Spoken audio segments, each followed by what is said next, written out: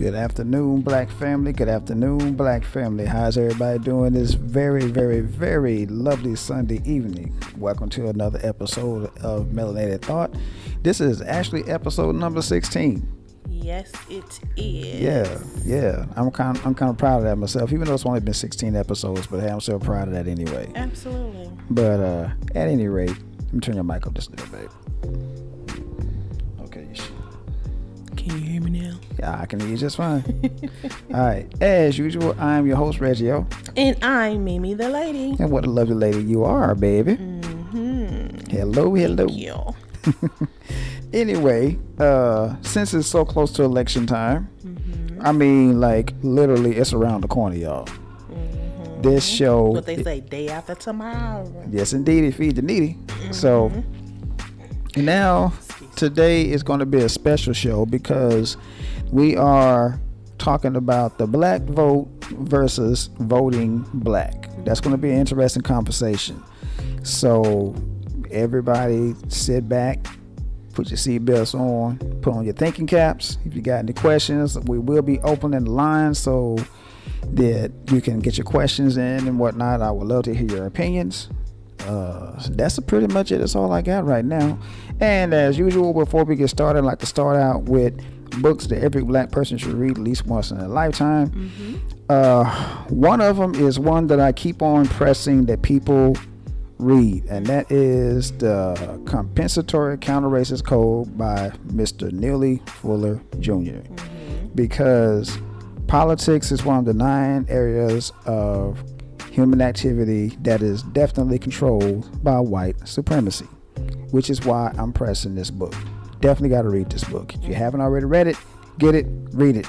Trust me, you won't be disappointed. Another book I got is an old book. It came out a while back. I think it came out in the 30s. It's an old book by Dr. Carter G. Woodson. Some of us are familiar with this book. It's called The Miseducation of the Negro. And this definitely goes along the lines of what we're talking about today. I read this book years and years ago. I think I was still in high school when I read this book. And it resonates to this very day.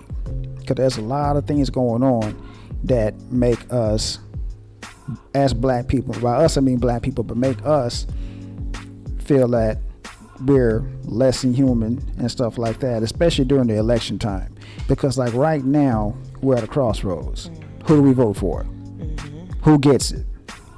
As Malcolm X would say, who goes to the White House and who goes to the outhouse? Right. Which one is it? So definitely read this book. It's a good book. Really, really good book. And this is another book that I have already pressed out called The TRICKNOLOGY of the Enemy, written by the Honorable Elijah Muhammad of the Nation of Islam. Good book.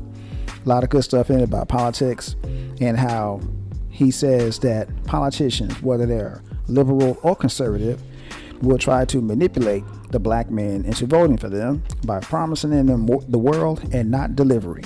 But we've been through that before, have we not? On several occasions. And this book was written in the 60s. So definitely get that one. And a follow-up book of his is called The Fall of America. Another book written by Elijah Muhammad. This book right here talks about a little bit of everything. So definitely check this book out. I read this book a long time ago too, and I have this book in my library, along with another book of his. I'm not gonna, you know what? I'll go ahead and say it. What's that book? Damn, I can't remember the title of it now. That's messed up. And I read that book. Oh, Message to the Black Man in America. That's it. I'm sorry, but I read that book I don't know how many times.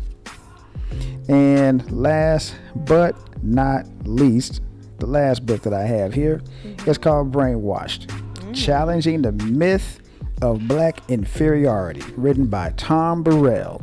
This is a recent book. I think it was published in 2009. I came across this book in about 2010, 2011. I was in Walden Books back when it was really, really popular. And I saw the title and I read the back of it. I said, okay, let me check this out. Checked it out.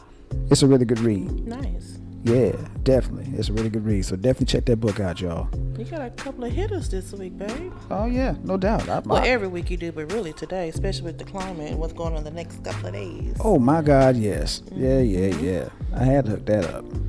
So yeah. I had to knock it out the park. But those are the books, y'all. That's all I got.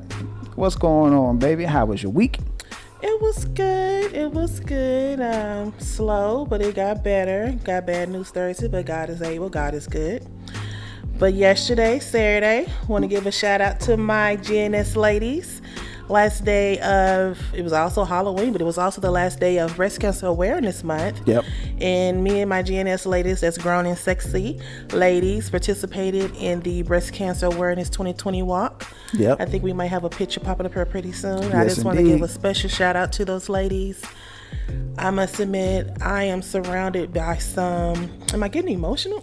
Excuse me. Yes, you are. I am surrounded and have some very incapable, outstanding, beautiful, positive, very open and forward. None of that she say, he say. None of that. We just some open women who love getting together, sharing lives together, sharing special moments like the breast cancer walk together. Yeah. And I'm just hoping that we can share many, many more. If there was anybody I could have picked in the world to be in my circle, I would pick these four all over again. Right. And if there's anyone who'd like to join, you got to be initiated. No, I'm just playing.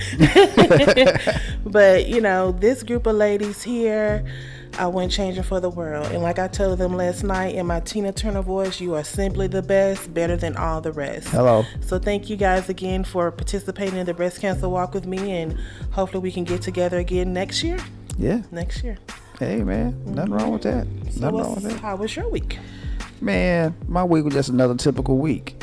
I finally got the equipment in, so I could monitor the servers on my job a little bit more effectively. So that way I won't have to go in as much. I think what they're trying to press now, they're trying to press us staying at home more, which is cool with me because, I got a couple of business ventures and stuff like that I could tend to while I'm at home. So I don't really mind that at all. Well, especially with COVID, this curve that President Trump keeps saying is evaporating. It seems like it's getting stronger and stronger. Don't it though? So it might be the best thing for you two to hang around the house a little more. Yeah, I agree. I agree. So, and on top of that, it gives me a little bit more time to spend with you. That's a good thing. That's always a plus, You know what I'm saying? Yeah. It gives me more QT, with the lady to my right over here. So, that's always a good thing. Absolutely. And on top of that, for those of you who don't know, I just recently got back into the music game. And tell them about your GNS ladies show coming up. Oh yeah, we discussed that yesterday at lunch after the walk.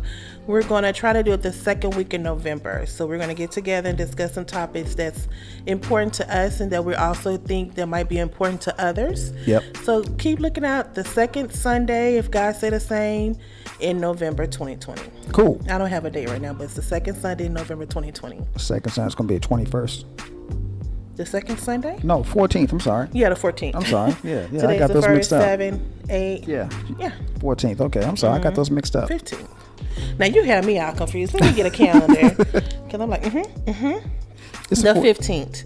Well, today is taking the 1st, but we're not going to count this week. So the 8th going to skip, then it's going to be the 15th. So November 15th, 2020. We have that's right. No, our I got that mixed podcast. up. Sorry about GNS that, Lady Podcast. So look out for that. Get ready, ladies. We're coming. Yeah, I'm kind of interested to see what that's all about. But yeah.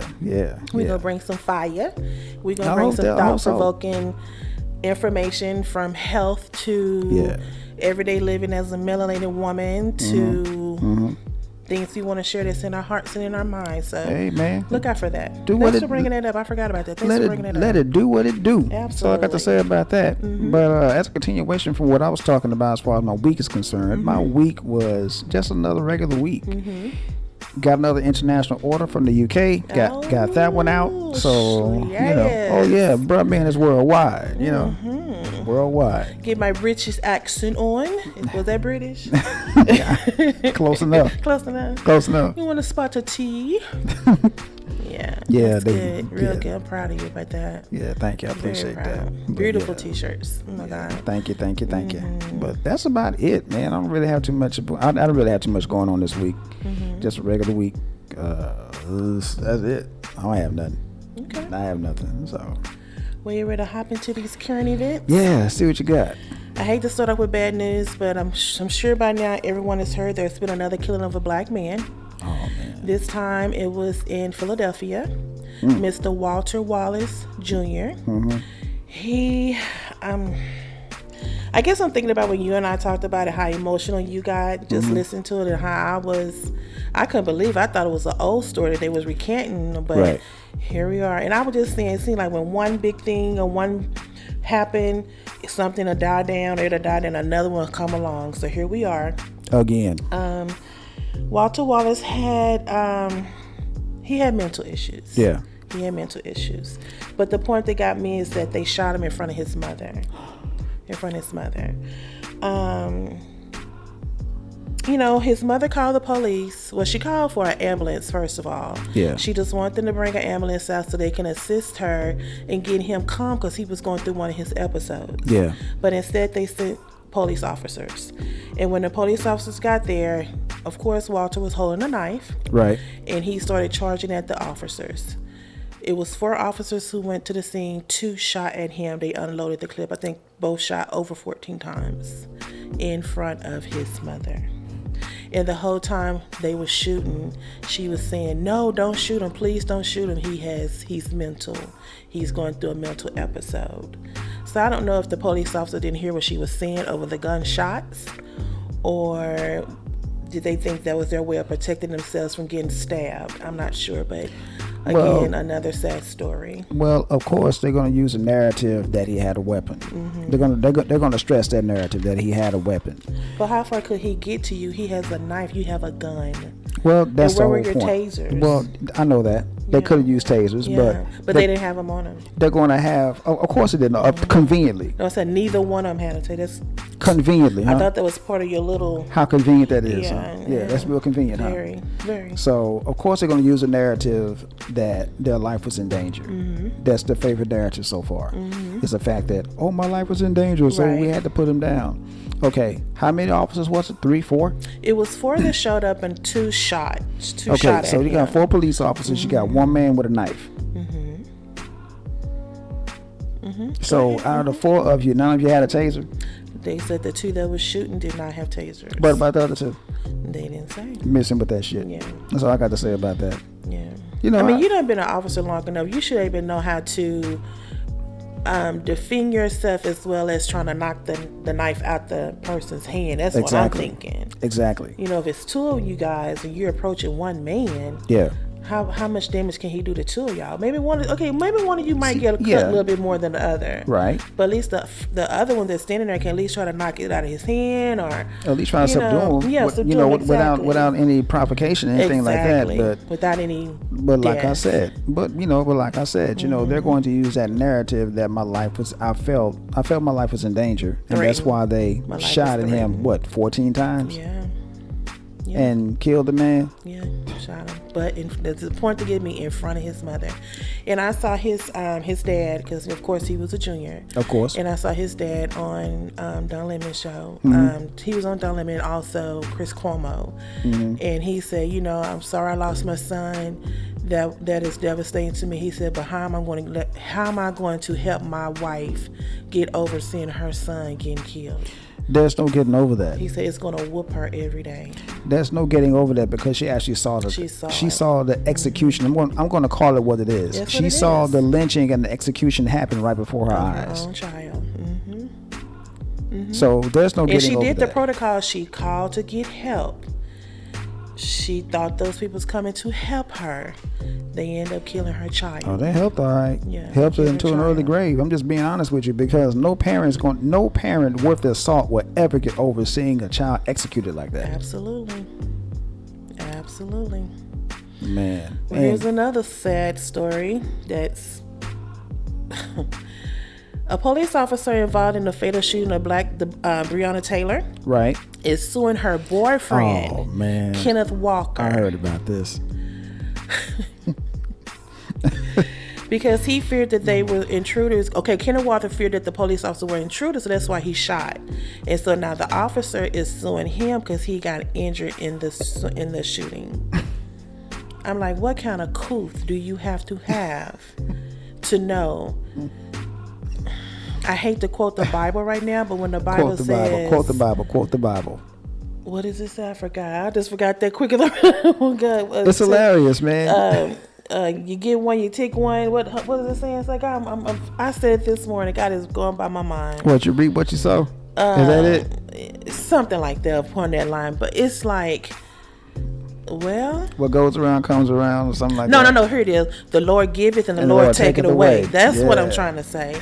So it's like he wasn't trying to shoot you on purpose. You broke into this man's home, with his girl's home, right? And he was going to, or trying to, protect his girl and her home. Yeah. You got shot in the melee. Is he responsible for that? Should he be sued for that? Well, that just goes to show you the audacity. Good word. Very good word. Of the race soldiers, and that's exactly what he was. That's what he is. He's a race soldier. That just goes to show you the audacity and the arrogance and the narcissism of these white race soldiers. You bust into somebody's house with no provocation. You start shooting. My man shoots back. Well, it doesn't matter who really shot first, but still, it's just the fact that you busted in. Right. And all this happened, you end up killing someone innocently who was laying in the bed. And then all of a sudden, you're gonna sue the person that shot at you for defending his home. I think it's just a backlash. What you need to be trying to figure out, justice for Breonna. Exactly. Let's get back to that. Yeah.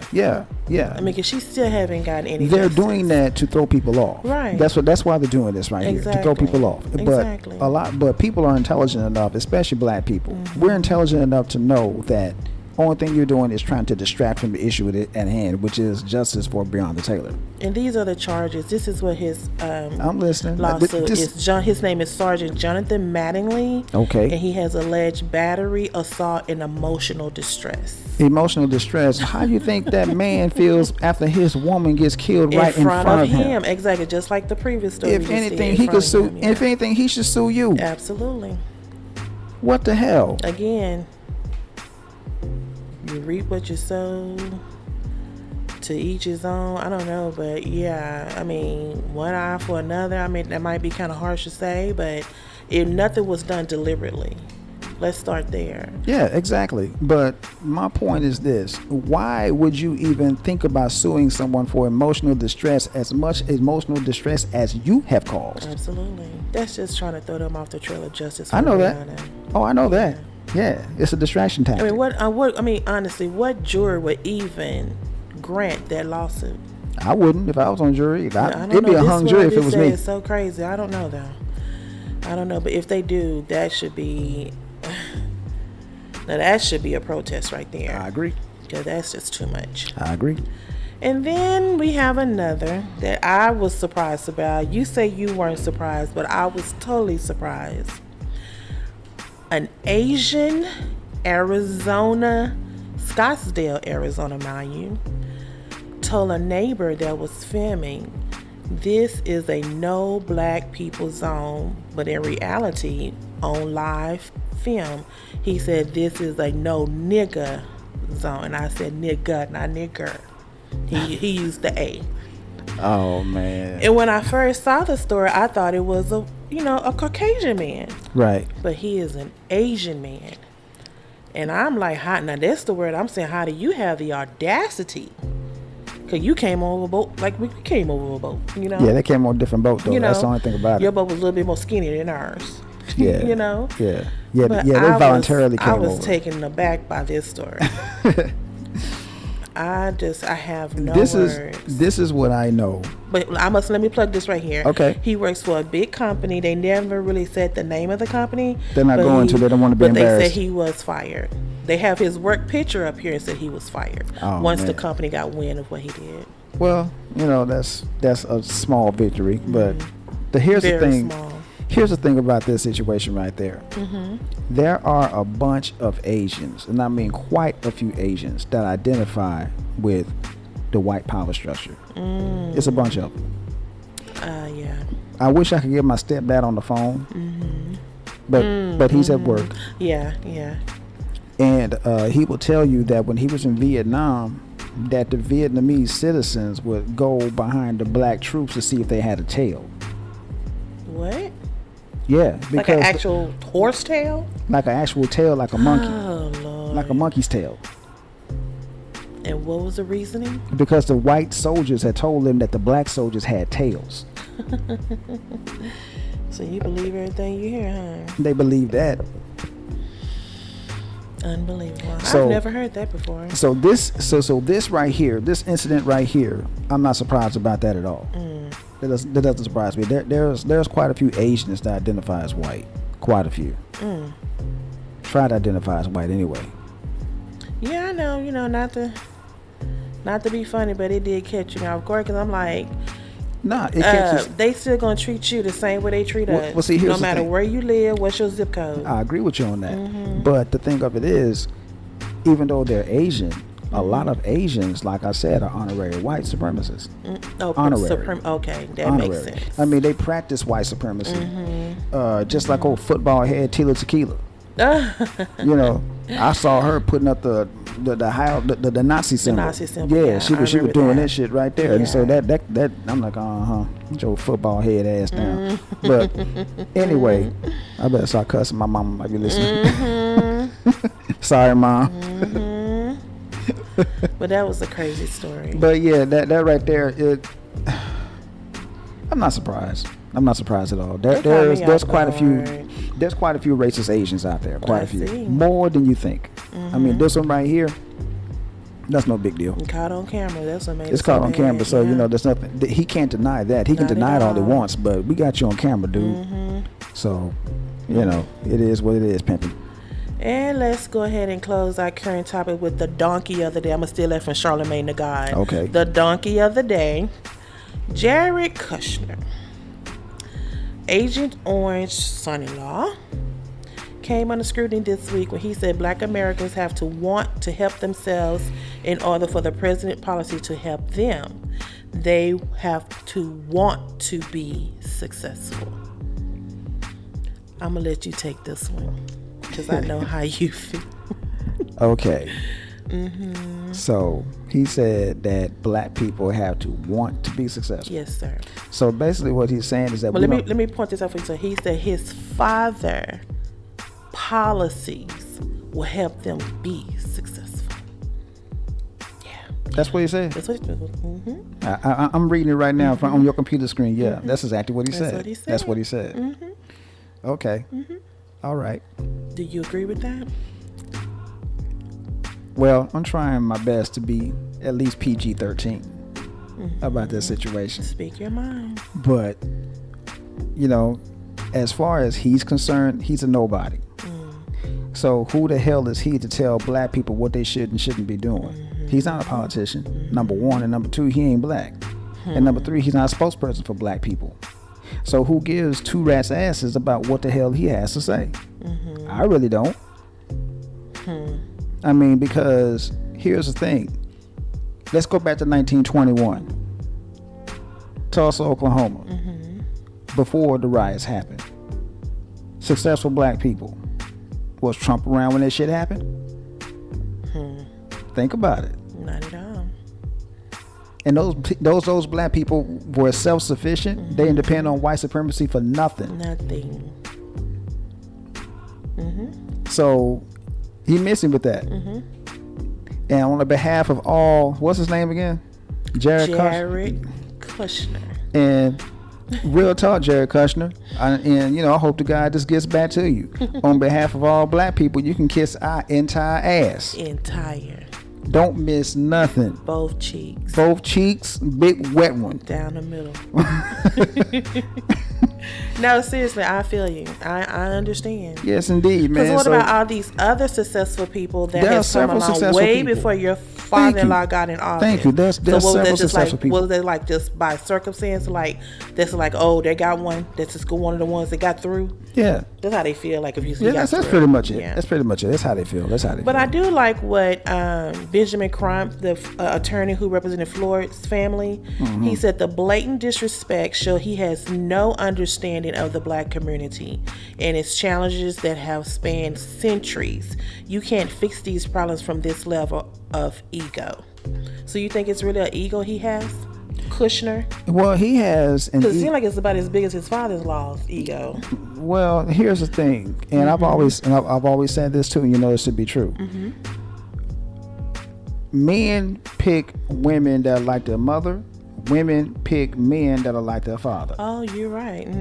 So obviously he's nothing more than a Donald Trump clone. Absolutely. Which means he has no original thought. Absolutely. So everything that he's saying is moot at this point. It is. So who gives a fuck about what he has to say? Oops, sorry, Mom. But anyway, who cares about what he has to say? I mean, but honestly, is Jared successful? Because I understand he was born with a silver spoon, and he has married into a silver spoon family. Right. So what part of success? Everything you have has been given to you either by your father when you was a child. Yep. And now the job that you have in the White House has been given to you by your father-in-law. Hello. So what part of success have you obtained? Ooh, hello. I'm just asking. Nah. I'm just asking. You dropped the bomb on him, literally. Because some of us not, and some of us are successful. Hello. Might not be to your level, but we are successful. There you go. Yeah. Say that again, baby. Yeah. Say it one more time for the hearing impaired. Yeah. Successful. There you go. But now, seriously though, what has he done? Because like I said, he was born with a silver spoon. Yep. Which means everything he was given by his father hasn't accomplished nothing. Right. And now you're married to a silver spoon family. He didn't even accomplish anything. He hasn't done anything. Everything has been given to him. Yep. So as you trying to say that black people has been given everything, you have too, sir. Tomato. Hello. Enough said. You dropped the bomb on that fool.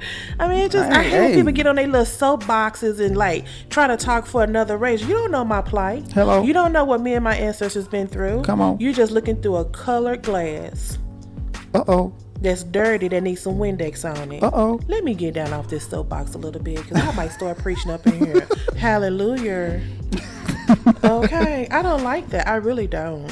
I think I'm rubbing off on it just a little bit, I think so too. Y'all need somebody come get me. I'm becoming too Melanated. She's becoming militant like hell. Yeah, but no, seriously, that bothered me when I read it. I'm thinking, and I saw him give the interview, and he just had like this matter of fact look on his face, like everything he's saying was justifiable and just. Think about him and a lot of rich white people like him. That's how they all think. Well, somebody tell them go back to class. That's how they all think. All of them think like that. Truth. They all think like that. That's crazy. Most rich, I'm gonna say not most. By most, I mean about 90% of them. They all feel the same way. Bill Gates feels the same way. Wow, really? Yep. Bill Gates. Bill Gates. He feels the same way. I never heard that. Well, never. Oh, Bill Gates is an ass. Wow. Especially when it comes to black politics, man. He's an ass. He's one of those kind of people that think there's too many people on planet Earth. Well, I've heard that, yeah. And he's down with trimming the fat, for lack of a better term. And the first place he's going to start is where? Black people. Okay, yeah. See, there you go. That's why we go back to that black dollar, people. Sometimes we have to realize what we're doing and what we're going to say and what we're going to spend it, because they're not always in our corner. Exactly. Just because they said your friend doesn't necessarily mean that they are your friend. Well, hell. Let's get to the topic, sir. Let's get started. All right, here we go. The black vote versus voting black. Yep. Nice topic, by the way. Very nice topic, especially now that we are, day and a half, 2 days away from the big dance, November 3rd. Looks like my video is frozen. Really? I wonder why. Oh, well. Let's try something else. Okay. Go ahead. Get finished talking, baby. So here we are, November 3rd, 2020. less than a day and a half away, where most America will go out. If you haven't already early voted, will cast their votes to vote for some local offices, some government, but the big one is the president office. That's Agent Orange, Donald Trump, Donald J. Trump, and Joseph Joe Biden. Hello. My question to you when you approached me with this topic was, what I would like to know, and if we have anybody out there who want to call in, let me give you because we do have the phone lines open, right? Okay, the phone line number is 469-638-3459. Again, that's 469-638-3459. I just want to know, are we as a black culture voting for the two candidates that's in office this term? One, are we voting because we agree? Whoever you decide, I'm not saying whatever, whoever you decide to vote for, are you voting for him because he has something in his agenda for black people that you agree with? Or are you voting just to get someone out of office or so someone cannot get in office? That's just my question, because I've looked at all the elections. I've kept up with all the campaigning and all the tweets from Agent Orange, and all the commercials. I be letting that go away. It's a bunch of them. You know, my favorite commercial is that Kroger commercial. You know, like, low. I like that commercial. I barely see it now because there's so many political commercials out right now. So what I want to know is, if they have never answered the question when the moderators asked them what can they do for the black culture or for black people in general. They tap danced around it so quickly. They faster than Sammy Davis Jr. and Simeon Glover together. So my thing is, why should we vote? I know we had this conversation before. Should we vote? Of course we should, because our ancestors paved the way and fought for us to vote. Right. But is there anything with their agenda that you agree with that's going to help you vote, or you just want to get somebody out of office or something? Well, here's my deal. And before I answer that question, I'm gonna play a little thing from, of course, Malcolm X, because you know that's the man. And we'll talk about that after we listen to this. Okay. In this crooked game of power politics here in America, the Negro, namely the race problem, integration, civil rights issue, are all nothing but tools used by the whites who call themselves liberals against another group of whites who call themselves conservatives, either to get into power or to retain power. Among whites here in America, the political teams are no longer divided into Democrats and Republicans. The whites who are now struggling for control of the American political throne are divided into liberal and conservative camps. The white liberals from both parties cross party lines to work together toward the same goal, and white conservatives from both parties do likewise. The white liberal differs from the white conservative only in one way. The liberal is more deceitful, more hypocritical than the conservative. Both want power, but the white liberal is the one who has perfected the art of posing as the Negro's friend and benefactor. And by winning the friendship and support of the Negro, the white liberal is able to use the Negro as a pawn or a weapon in this political football game that is constantly raging between the white liberals and the white conservatives. The American Negro is nothing but a political football, and the white liberals control this ball through tricks or tokenism, false promises of integration and civil rights. In this game of deceiving and using the American Negro, the white liberals have complete cooperation of the Negro civil rights leader, who sell our people out for a few crumbs of token recognition, token gains, token progress. In the New York Tribune, in an editorial dated February the 5th, 1960, they pointed out that out of 11 million qualified Negro voters, only 2,700,000 actually take time to vote. This means that, roughly speaking, only 3 million out of the 11 million Negroes who are qualified to vote take an active part. And the remaining 8 million remain voluntarily inactive. And yet it is this small minority, the 3 million Negro voters, who help determine who will be the next president. If who will be the next president can be influenced by 3 million Negro voters, it is easy to see why the presidential candidates of both political parties put on such a false show with the Civil Rights Bill and promises of integration. They must impress the 3 million voting Negroes who are the actual integration seekers. And if so much fuss is made over these 3 million integration seekers, what would the presidential candidates have to do to appease the 8 million non-voting Negroes if they ever decided to become politically active? They hold the balance of power. Who are the 8 million non-voting Negroes?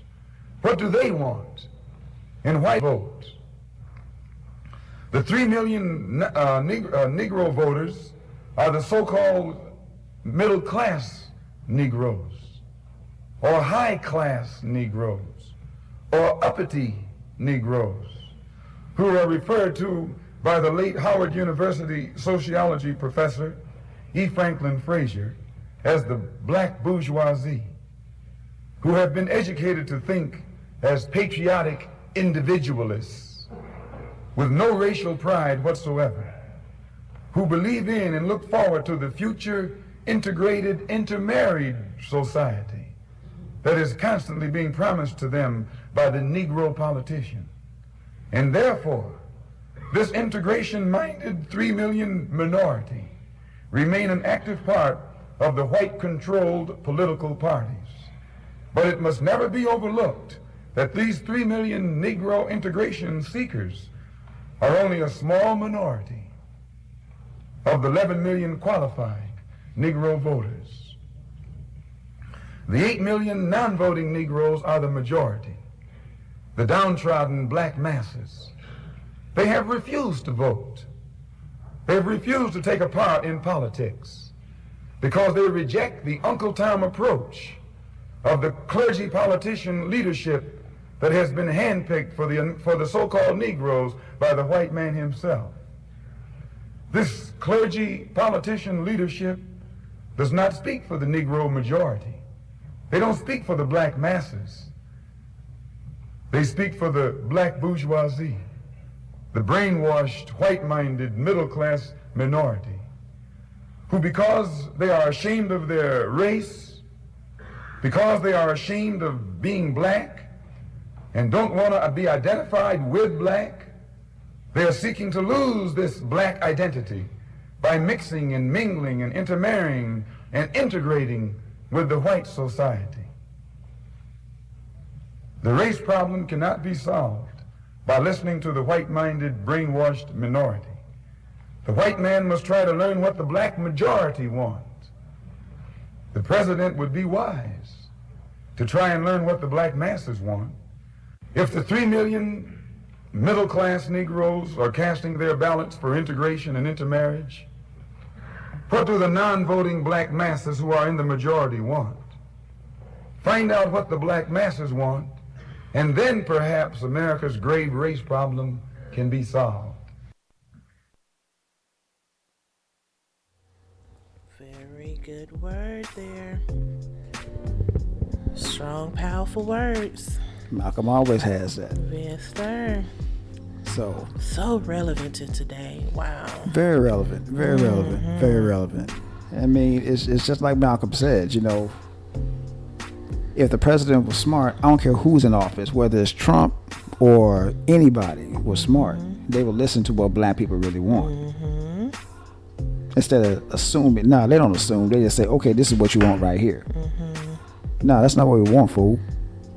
We want something else. So listen to us. And that's pretty much what Ice Cube is trying to tell people. This is what black people want. This is what black people need. So let us know. According, so this is it right here. Right. But a lot of people didn't really see it that way. They felt that Ice Cube was selling people out. Yeah. Ice Cube wasn't selling anybody out. No. Ice Cube He was trying to help, if anything. Exactly. That's the whole point. He was trying to help, if anything. Absolutely. But people are so close-minded. They say, "Oh, he met with the Republicans. There's something wrong with that right there. Ice Cube selling us out." No, Right. Ice Cube is not selling us out. Not at all. Ice Cube went to both parties. He went to both parties. Said he went to the Democratic Party First. Yeah. And they blew him off. Yes, sir. Come back after the election. We're kind of busy right now. Exactly. Yeah. I mean, somebody had commented on one of our shows saying that the reason why that the Democratic Party didn't acknowledge Ice Cube or give him a sit down is because of the fact that the Democratic Party isn't in power. But here's the thing, if you want to get in power, you listen to what someone has to say. Absolutely. So that way you can garner that vote, that little block of votes that you need to get into power. Right. That's a smart thing. Right. Wouldn't you say? ABC 1, 2, 3 Exactly. all day long. Exactly. Yeah. I mean, so as far as the Democrats are concerned, and as far as the Republicans are concerned, did they use Ice Cube for a photo op? More likely than not, they probably did. Yeah. That's what they do. Oh, yeah. And I'm quite sure Ice Cube knew that, because Ice Cube has said on several occasions that neither part of me is any good. And he's absolutely right. Malcolm said that speech that I just played was he did that in 1962. 62. Wow. 1962. Yeah, I think it was 1962. And here it is, 2020, and it's still relevant today. Wow. Over 40. Ooh, wow. Exactly. Powerful. So what does that mean, though? If he did this over 40 plus years ago, and we're still talking the same thing, what does that mean? Does that mean we're not evolving at all? Or are we just a little hamster in the wheel? He just answered your own question. Well, no, I think I was talking to you. I was talking to my uncle or something. I was talking to somebody, I can't remember, but I was just saying, like, have we evolved? What can we do? Do we have any Malcolms today? No. Do we have any Martins today? Nope. Do we have any Rosa Parks today? Are we just scared that we might get assassinated? That's why we don't have any? Most of it is fear. Most of it is fear. Which brings me to something that Carter G. Woodson had said a long time ago. And I'm going to quote Carter G. Woodson word for word. Okay. He said, and I'll quote, "When you control a man's thinking, you don't have to worry about his actions. He will find his proper place and will stay in it. You don't need to send him to the back door. He will go without being told. Right. In fact, if there is no back door, he will protest until one is made for his use. His education demands it." Absolutely. Yes. Carter G. Woodson Yes. said that in the 30s. The 30s. Wow, that's even longer than 40 plus years. Exactly.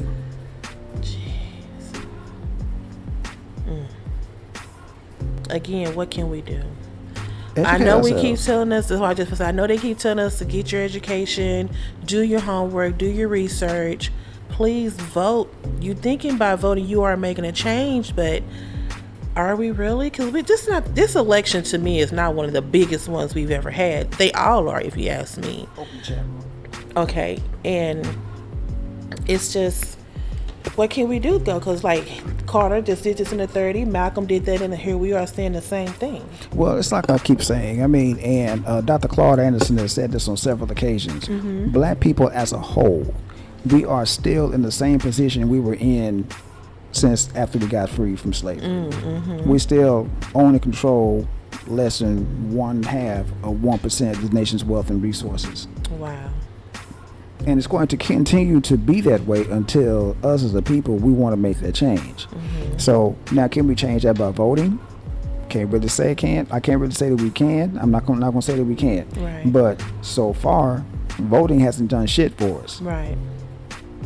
Much as I hate to say it. I'm not gonna say all, some things have changed. Things have changed, About but the only thing that I can see that has changed for the most part is the fact that black people are a whole lot better educated. I mean, that's about the only thing that really has changed. But then again, black people were educated all those years ago too. Right. And Leslie put in here in the chat room, bamboozled by integration. Yes, You're absolutely right. Absolutely. That's exactly it. Absolutely. See, and Dr. Martin Luther King said that years ago before he was assassinated. He said he tried to he integrated his people into a burning house. No sooner than he said that, he was assassinated because he had taken up a meeting with Elijah Muhammad. And when he did that, they said, "Wait a minute, we got to take him out now. Yeah. He's meeting with the wrong person." With the wrong people. Yeah. Yeah. Yeah. But still, at least he did take a chance. He did try to take a stance as well. He left he did. He left a legacy that's beyond and still generated and prevalent to this day. Yeah. I mean, how could you follow a Malcolm, or how can you follow a Dr. King, or let's go with the other cats. How can you follow a Huey P. Newton or Bobby Seale or Eldridge Cleaver or a Fred Hammond? Or Fred Hampton. I'm sorry, Fred Hampton. Yeah. Fred Good Hampton. question. You can't follow those cats. question. You can't follow H. Rap Brown. Well, now there are some out here now that are trying. Like I think I'm trying to be funny right here, so this is a joke. What's the Don't No Fuck Coalition? Oh, the NFAC. Yeah, that guy. I think he caught himself trying to do something. I don't know how far he'll get. He's not going to do too much of anything because, like I said, he's an agent anyway. You know, I agree with Leslie when he said that he's an agent. I agree with you 100%, brother. But we have this one to keep coming with these organizations, getting young, especially young people, motivated, thinking that they are trying to do something for our cause. It's all a facade. But I was just saying, how far do we get? It's all a facade. Most of it's a facade. Be real hard for a couple of months, and then after that, just all of a die sudden, down. boom, he dies out. Right. Yeah, you're right. So, you know, but back to the question at hand. Let me go ahead and give somebody a few definitions for those ones that are wondering the difference between the black vote and voting black. Yes. Okay, the black vote is really, really simple. It's just a black vote. You're voting blindly for whatever because somebody told you to vote that way. Or told you, or you did your research? No, somebody told you to vote that way. Told you to do right, okay. Exactly. If you do your research, you're voting black. You're voting black. So now you're talking about just voting. Yeah, voting just to be voting. Which is the absolute worst thing anybody could do. That's what I just want to say. That's bad. Right, that's really bad. Don't vote just to get somebody out of office. That's dumb. Yeah, it really is. That's stupid. I mean, because the person you're putting in his place might be worse than him. So just do your research. And voting while black means you're voting because there's an agenda on the table that you agree with. Yes. So far, there is no agenda. No, it's not. So this one, okay, so here I am, devil's advocate. Hello. Should we vote? Well, that's a good question. I mean, I would never tell anyone not to vote. Right. I would never tell anybody. I just said I know our ancestors fought hard for us to do it. Yes, they did. But there is nothing out there for us. They keep tap dancing around the issue. And they're going to keep tap dancing around that issue because they don't want to answer that issue. Because if they actually give black people a little bit of something, we'll flip that stuff and it'll blow the hell up. That's what happened in Tulsa in 1921. They just threw black people over there and said, you know what? Ain't nothing going to happen with that. And they come back a few years later, boom, it's booming. Well, I know the Black Pack. I did a lot of reading upon them, and they are a left-leaning political action community focused in mobilizing and engaging with African American voters. And they are headstrong on going out trying to reach as many black people as they can to assist them and get them the knowledge on who to vote and how to vote. Right. So if there's no candidate that speak in favor for us, what do we do? Well, how does the Black Pack reaches out to the masses and tell them, or show them who to vote for if there's no agenda on the table for us to even vote or to align with? Which brings me to another Carter G. Woodson quote. Okay. You can give somebody knowledge, but you can't make them think. Whoa. That's deep. How true is that? Very. And that was running back in the 30s as well? That was done in the 30s. Wow. He said that in the 30s. Now, I have been, like I told you before, like I told people before, I've done this podcast before. Before me and you got together and we started doing this podcast together. Okay. I was doing it by myself. I'm pretty much talking about the same stuff now that I was talking about back then. And how many years ago was that? And that was a couple of years ago. Wow. So, like over 3 or 4 years ago. Yeah, give or take. Yeah. Wow. So with that being said, when I started doing this show, with me doing the same thing that I was, talking about the same stuff that I'm talking about right now, I dropped jewels of knowledge, lots of them. Nobody will reciprocate. Which brings me back. Which brings me to that Carl G. Woodson quote: "You can give someone knowledge, but you can't make them think." Because thinking is something that you have to do on your own. Some people don't want to think on their own. They want the thinking done for them. Which is why that book Brainwash, which is where that book Brainwash comes into play.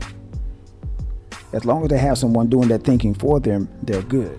They don't want to have to put forth any effort to do any thinking or do any research. But how does that make you feel as a citizen, first of all, as a person? That means you're just following along to get along. Exactly.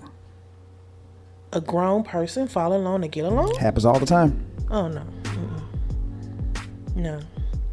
Happens all the time. You can't be justified in your spirit, first of all, if you're going to let another grown person tell you what to do. How that's just like being in jail. Go to sleep, wake up, go in the yard, eat your food, Some lay people down. are complacent with that. No. People are complacent with that, which is why the whole political landscape is the way that it is right now. And that's the reason why that black people get on television and say, okay, get your booty to the polls and stuff like that. Come on, man. Seriously? Seriously. Well, they call themselves trying to be relatable. No. So what they're trying to say is that black people are stupid. And the only thing we can do is relate to some ratchet bull crap, talking about get your booty to the poll, and you got some, body, spitting verses about going to the polls and about going to the voting polls and stuff like that. And come on, man, we're intelligent people. Talk to me like you would talk to anybody else. Absolutely. And I have wrote down a statement. That's what I want to say. It's let me see if I can find it. Here we go. This is my thought. Most people, and in some instances, the elderly, this is what I've called it, elderly, do not get excited about politicians catering to black voters only during election or re-election time. There is an attitude of doubt for politicians when it comes to the black vote. For example, they come visiting schools or black churches or colleges, and it comes across as being like a spectacle. Right. Like it's just like you're going to come around only when I need thee. Right. And then how is that supposed to make me feel secure that you are looking out for me? We'll only see you once every 3 to 4 years. Exactly. That's the way it's always been. What a lot of and Malcolm X mentioned this in his speech too, the one I just played. What they end up doing is they'll go to the black churches and they'll tell the black preachers, hey, I'll kick you a few dollars if you try to get your people to vote for me. Oh, you think they get a preacher dollars? Oh, I know they do. Oh, wow, I didn't know that. I thought he just came so they can talk to their what you call constituents. Oh, no. Some of them get paid under the table. Wow. Oh no, that's the way it works. So you think the preachers are on it too? Some of them are. Not all of them, but some of them are. Okay. So are they using the black vote for leverage? Okay. That's pretty much it. They're using the black vote for leverage. But then again, the black vote has always been used for leverage since day one. Just like in the speech, the ballot, or the bullet. However black people vote, if they vote, that's who gets it. That's the way it's always been. So what the Democrats are doing right now, they're trying to win the election without the black vote. There's no way though. Because right now, if you look at it, they said, at first they were saying the black woman carried the vote. They're trying to divide and conquer. Yep. And now they're saying they need more black men to vote because black men are not voting. Yeah. So black women, black men, we must carry some kind of leverage with our vote. Right. So if you're not catering to us and it just make it detrimental to our culture, because you telling us one thing within this last hour that you come to my job or my school or my church. Right. But in the long run, it's nothing once you're in office. Right. How is it helping me? It's not. And they know that. And know something else? They don't care. Politics. There you go. That goes along one of our previous shows, the politics of politics. That's and again, it. that's why I'm saying, I hate to keep saying this. I know they fought hard for us why vote? If you have these thoughts in your mind, you have even related to the issue, no, you know what, this is not helping me, I don't see any help in the long run, why even put that person in office? Well, see, that goes along the lines of this show right here. Are you a black voter or are you voting while black? Looks like Les is calling in. Hold on. Come on, Les. Yo, what's up? So, brother, What's going on, man? I don't know it. I'm just sitting here listening, and so let me go ahead and call. Okay, go ahead. See, the floor is yours. Do you? The floor is mine. You know, I'm all over the place. Let's start with my perspective on the black vote. Okay. And what we should do, and this is a 8-10 year plan, Okay. if we could ever come together, we should vote en masse or not vote en masse. Just take our vote away, period. You read my mind. I've been saying that. Take our vote away? Take the vote away. I mean, it's like Les was saying, to piggyback on what he just said. That's the reason why I'm kind of shaky about voting, because of the fact that there's nobody that has a black agenda on the table. Not at all. They say they do, but they tap there. They won't let us know what it is. Yeah, I mean, they give you the snippets of it. I mean, you got to listen to what they're saying, the wordplay. What they'll say, hey, we got something for minorities, which that could be anybody, that including white women. Yeah. Yeah, and including white gay people, because they consider gay a minority, which I think is BS. But anyway, so, and they say people of color, which could be anybody. So that's Hispanic. And, exactly. whatever. So yeah. Go ahead, so bro, you got it. Yeah, now, like I said, this is 8-10 year plan. First thing we do, the hardest thing to do is get all black people on the same sheet of music. Yep. But once we could do that and say, okay, we're going to put, and I'm talking national politics, we're going to put this person in office with our agenda. Okay. And if we could get all the black people on en masse and show we put this person in office. Yep. They got 4 years to do what we want them to do or need them to do. Right. They can't do it in 4 years, we don't vote. Ooh, that makes sense. Yes, it does. To put them in a situation where they know they need us. Right now, they bank on us. That black vote is there. But if we can take it away at our discretion, en masse, then it means something. See, that goes along the lines of voting black. And they don't have to court us. They got to come in and give us a sales pitch and come with some receipts. Hello. Yes, sir. Come on now. Like that. But here's some problems with that. Okay. She mentioned they're courting the black women and now this black men, but you also see how this works to take a whole voting block out of the population, which is black men. Yep. Send them straight to prison. Yeah, exactly. If you took all the felons out and you go all the way back to now, we got to go back to Biden and his crime bill. You know, think of all the voters went to jail behind an ounce of cocaine. Oh man, yeah, a lot of an ounce them. of crack. A lot of them. You know, and will not be out in our lifetime or their lifetime. Of course not. You know, it's a whole voting block. Then when they get out, they can't vote again. That's one thing. Yep. But there are enough of us right now. You know, there's approximately 13 million of us right now. Yep. Of that 13 million, we probably got about 11, 12 million that are eligible to vote. And I don't know what the percentage of us that are eligible that are voting. But like I say, I'm talking on a national level now. Right. If we could just come together as a what we're going to do. And to hell with those so-called national leagues we have. This is the grassroots.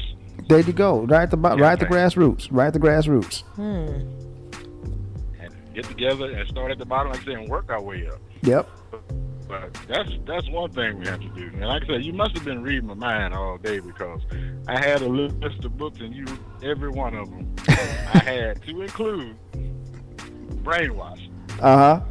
was on my list, and I had a particular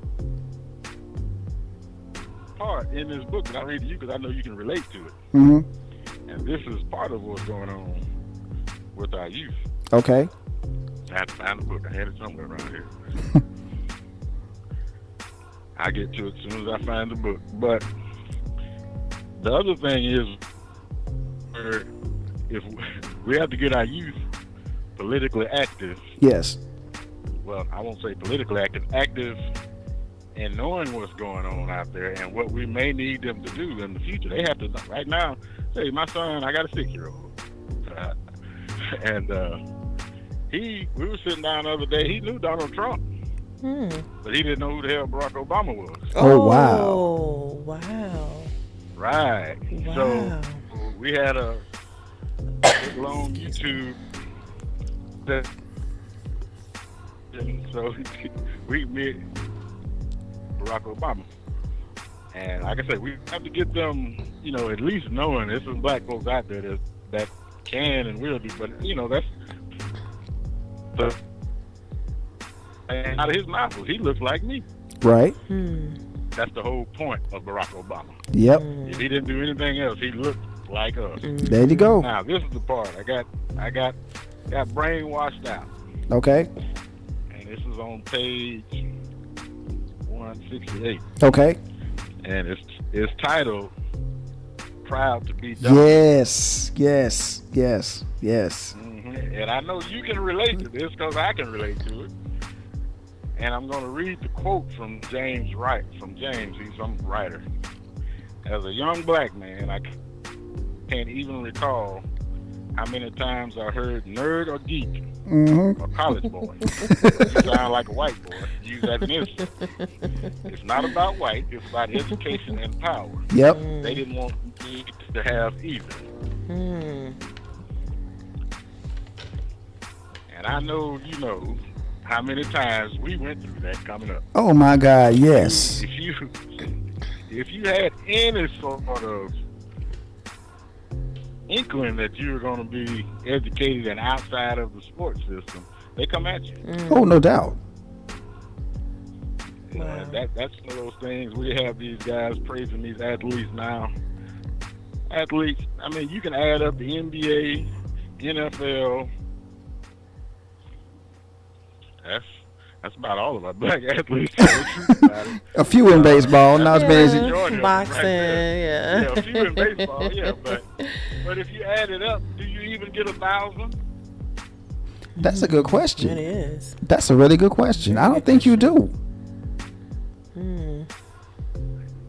Yeah, on the uber professional level, the millionaire athletes, do you even have 1,000? Well, you got to think about, and to piggyback on what you just said, so, bro, for the longest time, people that look like us couldn't play professional sports. True. I mean, so we're kind of like the new kids on the block when it comes to professional sports. We didn't start getting into professional football to what, the 60s? And professional basketball was about the same time, too. And baseball... And the baseball, we were about 10 years earlier because we had our own. Earlier or later? That was the Negro League, yeah. Negro League, because we had our own league at that time. So, and at one they put Jackie Robinson in, which is like in the mid to late, which was like early 50s, mid 50s, somewhere along in there. Yeah. So I said it's always like one of so many others. Right, exactly. And then eventually added 2, and then here come 3. Yeah. Right, exactly. But you'd be one of only, yeah. But that's a good question. So, Very bro, much so. That's a really good question. You're absolutely right. Like I said, there aren't that many. No, it ain't. It really ain't. It's just the ones that we have, we hear about them all the time, and it seems like there's quite a few. But even the ones that are there on the professional level, how many of them actually make good money?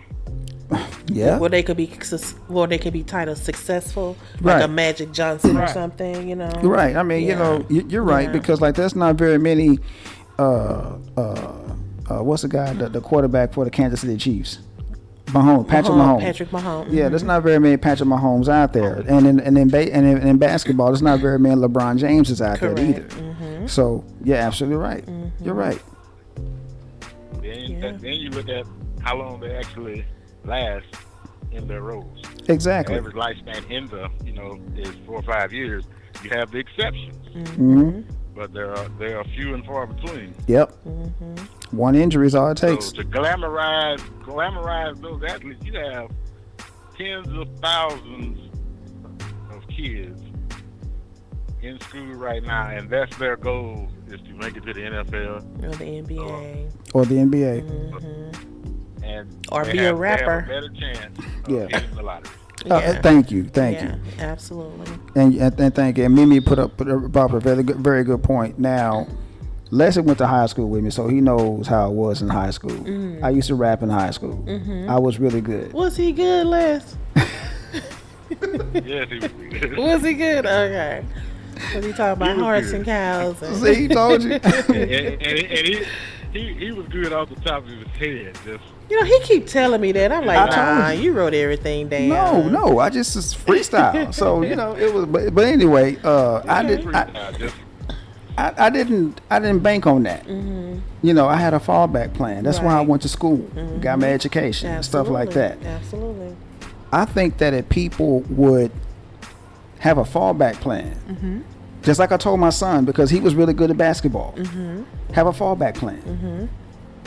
He got his degree. He's working on his master's now. Oh, praise. Good job. So you gotta have a fallback plan because there's a good chance that you're not going to make it to the pros. Right. Right. Because just like Les said, it's one of many millions that just got that one little ticket. If I can get that ticket, yeah. Wow. That was a good point. Real good point. So, bro, as usual. and trying to think of what else. I had my mind just be going sometimes, sitting there listening to you. Integration. Yes. Yes. All we have to do is talk to our parents for the most part, Oh yeah. and they will tell you, in not so uncertain terms, that that's pretty much what happened to. Well, just I don't even have to do that. Tom was pretty much 99% black. Tom's school, Yes, it was. and I don't feel like I'm overstating it when I say we probably have some of the smartest black people in McCurtain County. Oh, dude, no doubt. No doubt. Because the standard of excellence at that school, going back to Mr. Patton and those black teachers that were there, the standard of excellence was higher there than it was anywhere. And that was education, sports, just run the gamut. Exactly. You had to be better than everybody else. Yep. Yep. Not just better, you had to be the best. You had to be the absolute best because Mr. Patton stressed that, and his wife, Mrs. Patton, stressed that. We had Mr. Glass. He definitely stressed it. So yeah, we had all of that, and then some because we had to be the best at what we did. We had to be because I remember one time Mr. Glass told us flat out that we had to be 3 times smarter than the smartest white person. Yeah, my mom You had said to be, that too. and the common saying is you had to be twice as smart to go Yep. half as far. Yep. Right. Yeah. And that's, in my life, that's proven to be the case. Yep. Mine too. Just Mine to too. get, the Yeah. standard of excellence, we have it. Our excellence takes us 1/2 to 3/4 as far as somebody subpar Yep. in performance. Absolutely. You're right. That's the way it is. So we have to do it twice as good to get half as far. Right. Yeah, exactly. And you spoke of Martin Luther King toward the end of his life. He had come to that realization, and this is when the black folk start looking dangerous to them. Right. Is when they come to the realization that, okay, we've been bamboozled, Exactly. and we're going to do something about it. Martin Luther King had, once he became anti-government, he had to go. Yep. Yeah. That's when they took him out. Yeah, And he that's became, became outwardly anti-government, Yes, he did. against the war. Yep. Pretty much said he bamboozled, and you seen that little short speech. We coming to get our check. Yep. Yep. That's one of those things. Okay, now this Negro has opened his eyes. You Yep. don't have to close them. Yep. And like you said, he had met with Elijah Muhammad. Uh-huh. If you go back to and here's the correlation. I'm gonna go back to Malcolm. Okay. He played his speech, and then he has Ballad of the Bullet and something else. But here's where he became a problem, because him and Martin were on opposite ends of the spectrum. Right. Until Malcolm separated from the Nation of Islam, Right. and he went to Mecca, Mm-hmm. came back, Mm-hmm. and let it be known that he would work with Martin and his folks. Yep. He sure did. That's a dangerous combination. A very dangerous combination. You got two of the most intelligent black men on them together and coming up with a plan. Come on. Yeah, you're right. They weren't having that. To go right then. And Martin was seen as the least dangerous at that time, because he was still on the integration bandwagon. Right. So, but you got Malcolm about to meet him.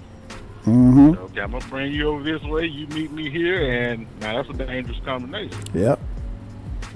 He had to go. Wow. If you go back further, leaving them out of the, just take them out of the equation. We'll go back further. Okay. You had leaving them out of the, just take them out of the equation. We'll go back further. Okay. You had two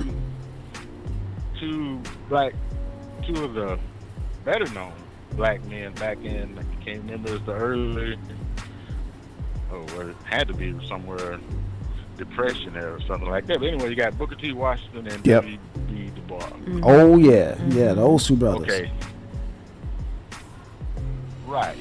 They had an intellectual, they had a feud going on about who had the better way to lead black folks to success. Mm-hmm. Du Bois believed in what's coined as the talented 10. Yes. Which, right, his and this feud played out in the newspapers, especially in Atlanta. They each wrote columns on what they thought black people should do and etc. to be successful as a people. Yep. Okay, Du Bois believed in the talented 10. You know, the smartest amongst us will bring the rest along. Right. Booker T. Washington believed, okay, the 90% can get proficient in agriculture and mechanics and pretty much do for themselves, grow our own, make our own, and we can bring everybody along. We don't need anybody to feed us. You know, we don't necessarily want a seat at the table. Give us the land with the trees and we'll make the table. Hello. That was his way of thinking. Yep. So and that's how Tuskegee came into existence. That's exactly it. And until their death, they never, each one of those still had those same ideologies, and there was no meeting in the middle. That's why they both lived to pretty much ripe old ages. Had they met in the middle, one of them would have had to go. Oh yeah. Somebody's going to have to be taken out. Right. So, you know, and you look at the ones taken out. I won't say taken out, but they got him away. Marcus Garvey, he had to go. Oh yeah. He you know, he had too many people believing in black nationalism. Oh yeah. And now you have, but then you got Elijah Muhammad. Yep. I think that was the most powerful of them all. I agree with you on that 100%. Yeah. I agree with you on that. Proven. The most powerful of them all, and like I say, you put the books out there. You had me laughing when you put the message to the black man out there. I'm not ready for that one. Yeah, yeah, that was an impromptu book. Yeah, that was an impromptu book right there, man. You know. They're not ready for it. But Elijah Muhammad was smart enough to believe and implement a lot of his plan, and that when he died, a lot of he had in place went away with him. Yep. Had that man actually had a successor that would have kept his vision in place at that time, and they not had that gap, where they came back and they reinstituted the Nation of Islam, man, you talking about they would be more powerful than they are now if they'd have stuck with his plan. So he had planes and, I mean, dairies and all that stuff. He had it up and running. Well, here's my opinion, Soul Bro, and I'm quite sure you'll agree with me. I think that if Elijah Muhammad and Malcolm X had never had that falling out, that Malcolm would have been a successor because he was grooming Malcolm for that spot. And I think that if him and Malcolm had never fallen out, that the Nation of Islam would be 10 times bigger than what it is now. I agree with you 100%. And like you said, but there go the agents. Yep. And so we had the agents involved. And Lots of them. They're not going to make me believe that, the family turned against Malcolm. No, you had those agents in there, COINTELPRO, doing what they do. Mm-hmm. And it worked out just the way they thought it would work out. And I've had this conversation with lots of people, because Elijah Muhammad ordered his people not to touch Malcolm. He said, don't touch Malcolm. If you touch Malcolm, you're going to answer to me, because he still loved Malcolm, even though him and Malcolm were still at odds. Because I remember when Malcolm was, I remember reading when Malcolm was killed, people that were close to Elijah Muhammad said that when Malcolm was killed, that Elijah Muhammad stayed in his room and cried for 3 days. Wow. So that should tell you right there that they still had love and respect for each other. And as a matter of fact, I had read something, I don't know if you read this, Soul Bro, that Malcolm was trying to get back in with the nation, or at least collaborate with him on a few trying things. To get back in, and they were intercepting his messages Yep. to Elijah Muhammad. Yep, exactly. And that was going on for months. Yep. He was trying to get back in. He wanted an audience with Elijah Muhammad, but his messages were never making it to him. Yep. Yep. And that was a recent documentary. I can't think of the name. Did you see one where the actual they called his name. Oh, you're talking about that documentary Who Killed Malcolm or something like that? Yeah, that's the one. Did you watch that? Yes, I did. Yes, I did. That is, that was a lot of the things we knew are in that documentary. It's just, but they spell it out. Yep. The guy that did it, he spells it out to include the guy that actually, pulled the trigger. Yeah, exactly. And they lay the case. Okay, this was a government. I mean, the guy was never touched. Right, because they had government assistance. He was a government agent anyway. He had government assistance. Yeah. Right. But you had people took the fall that didn't have anything to do with it. Yep. That weren't there. That's right. Yeah, and this, like I say, this stuff is deeper than people can ever imagine, and that's why if you're going to be powerful, it's best to be powerful on the down low. And that's why we go back to the NFAC. That's why that guy's an agent. You can't be out there like that. I agree with you, man. I agree with you. I've always said that Scam Master Jay was an agent, man, because, anybody that sits up there and talks all that greasy stuff that he's talking about and he's still alive, come on, he's an agent. He has to be an agent because nobody has touched him. Not only is he alive, but you haven't seen them come after him. Exactly. Nobody's come after him. And on top of that, there's some footage of him working security for none other than Donald Trump. Have you seen that? What? Yep.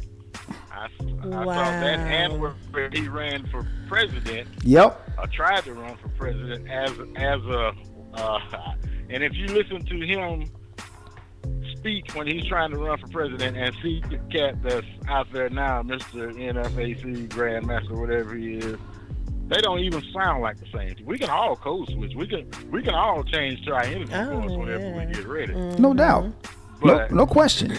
But that person and this person standing out there, those are two fake people. Yep. Two fake personas, actually. Yeah. That's exactly what he's doing. He's cooning. Mimi just said the perfect thing. He's cooning. He's cooning. And is it for $1? And he's probably getting paid well. That's what I just said. Yeah, Yep. for $1. Yeah.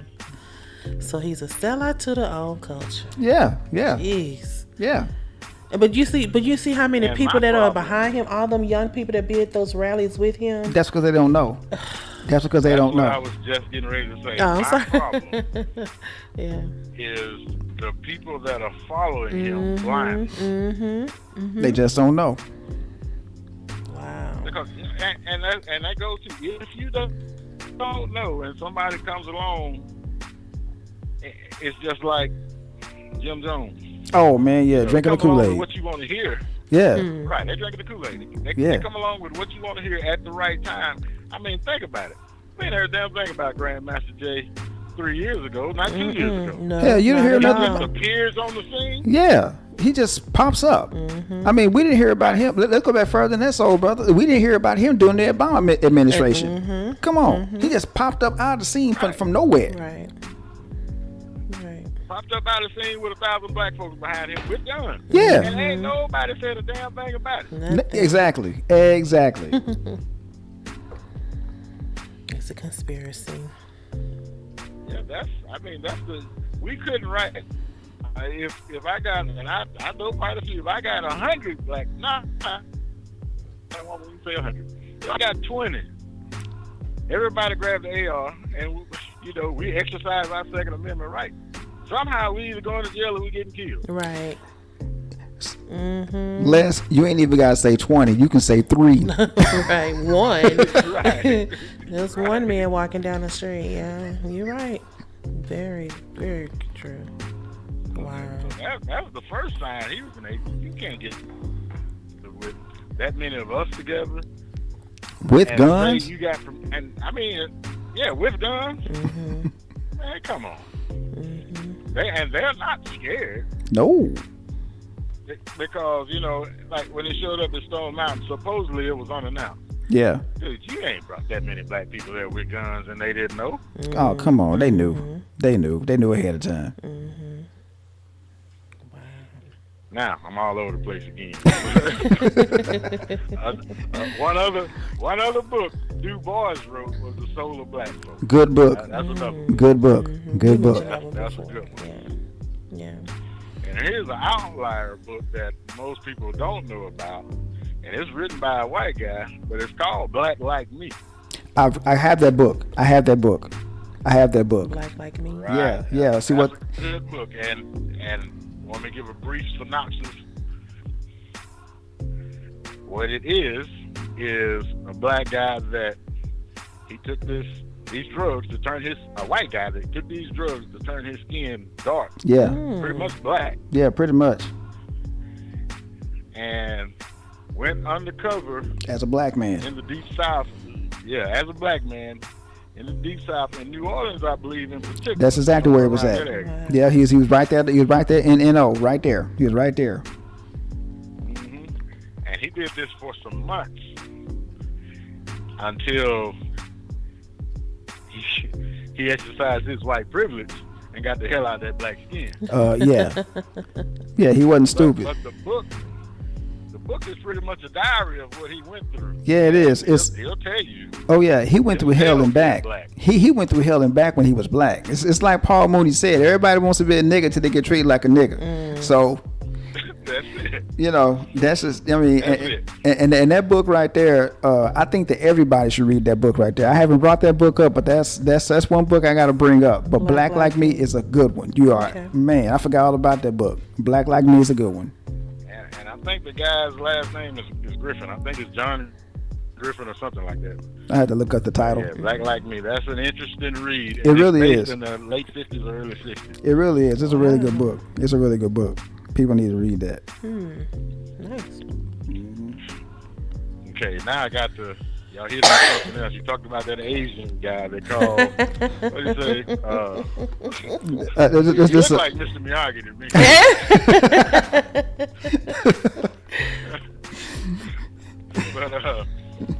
But you hit on something that they like to identify as Caucasian. Yes, they do. And it's not just them. No, it's not. It's a Hispanic. I know. Any other minority group That's right. The Hispanics Those too. Choctaws in Oklahoma. Yep. And a little bit of history that I know you know, but the last holdout of the Civil War was Choctaws from Oklahoma. Yep. Because they refused to let go of their slaves. They didn't want to let them go. The last of the Confederate soldiers were Choctaws. Yep. They sure were. They sure were. The last of them. And that was, we were always taught 5 civilized tribes: Choctaw, Cherokee, Seminole, whatever, Chickasaw and Creek. That was it. Yep. Okay. In order for them to be civilized, they had to Act like white people. act like white people. Yep. Which included owning slaves. They included owning slaves. They had to switch to Christianity, the whole nine. They had to act just like white people. That's how they got the term civilized. And I had to school, and this is kind of funny because I had to school. I don't know if you remember Chico Sullivan or not, but you remember Chico? Oh man, yeah. Yeah. I had to school Chico and his wife, who happens to be Choctaw. That's the only reason why they got the name civilized in the first place, because they had to bend to the will of white people. What is Chico? Chico is adopted by white people, but he's from someplace in Central America originally. Okay, that's what I was. Yeah, I mean, but I don't think he knows that. Yeah. Yeah. He's under the illusion of inclusion too. So yeah, you're right. I've had to fire him up I don't know how many times myself. So yeah. He's another one of those ones we thought were cool in school, but once all this crap started happening, because Chico been talking greasy about black people for a long time. Wow. And I had to check him a few times. So yeah. And he's the one I called his wife a retard. Oh. Yeah. And he got mad. I didn't care. So yeah. What amazes me about him is if he was to leave that little bubble that he's in and just drive to Alabama. Matter of fact, he won't even make it to Alabama. Drive to Louisiana by himself. Oh, come on. Just go up, just go to Louisiana and come on across Mississippi. And if he make it to Alabama and does not encounter any form of racism, I give him $1,000 and pay his gas money to go back. Wow. You know what? I know. I have told Chico on several occasions, you're the one person that shouldn't say anything bad about black people, because your ass ain't even white. So, and number one, and number two, what do you have to say about black people, what we need to do and what we don't need to do? So, he's just a visitor as far as I'm concerned. We built this damn country. You didn't. So, shut the hell up. So, where do you think that entitlement come from? Well, it's like I said, and Leslie can back me up on this. He's actually raised by white people. And so he has that white mentality. That's embedded. Right, exactly. Okay. He has a white mentality. But you have a mirror, right? He has a mirror. So he has to know. Oh, he knows. There is nothing pure about him. He justifies it. He justifies it like Uncle Rutgers. Oh. Uncle that's just on the opposite end of the spectrum. Yep, exactly.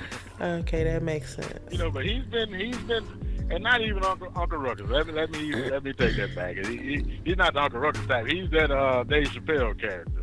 Oh yeah, I forgot his name. Yeah, the black white supremacist. Yeah, that one. Because Chico's skin is dark. Skin. Chico. As for Caucasian, I don't care. Chico, Leslie's about. I don't care. Well, see, here's the thing, babe. Leslie is about your color, but Chico is darker than him. Wow. And he has that type of attitude? Yeah. No. Yeah. Clayton Bigsby. Yeah, Clayton Bigsby. That's his name. Wow. Yeah, Clayton, that's it. But the thing about it, his mind, he's been raised in his mind to think like them. Yes, he has. But you still have a mirror. I agree. But like I said, he's under the illusion of inclusion. No, there's no way. And that's one thing about it. He's not going to leave that little cocoon he's in, because on some level, he knows. Oh yeah. Oh, yeah. he knows if he left, he gonna get hit upside the head, stomped, talked about, spit on. Yeah, he gonna go through it. Oh yeah. Like I said, he get that wake up call. He'll be all right. It's gonna happen. I can guarantee it. It's gonna happen. And that's what I told him. Don't worry about it. You get that wake up call. It's going to happen right there where he is. Thank you. It's gonna happen right there. You're gonna get that wake up call. Wow. Yeah, we got some interesting characters down there. Oh my God, yeah. Oh yeah. Oh And yeah. the other thing she hit on was, or you hit on, was the black soldiers having tails, that little myth. Yep. And that was everywhere I went. The older soldiers could tell you it happened in Germany, Korea, Vietnam. I've never seen Vietnam, but you know, anywhere the white soldiers went, Yep. they told those stories. Yep. And not knowing that it really didn't work to their benefit. No, it Because didn't. all it did was made them more curious. That's all it did. That's all it did. That is it. I mean, they're curious, and they're curious to this day, because that crap is passed on from generation to generation. Yes, it is. I didn't, you know, it's one of those things that, and I hate to say it like this, but there's only one way to verify. That's true. You know? So they have to put themselves in a position to verify. That's true. And to piggyback on that, my stepdad said that my sister might have some half black, half Vietnamese children out there in Vietnam somewhere. Oh, no. So That's my point. Oh, gosh. You know, life is interesting. exactly. And the thing about it, when it's all said and done, and I don't care where they went, the white soldiers, you know, way back in the day, they took their thoughts, white supremacy, with them. Yeah, they tried did. to pass it along to people that they despise. Yeah. Wow. Yeah.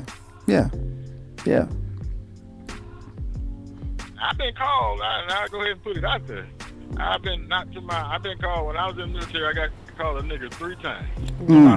Well, only once to my face. Uh-oh.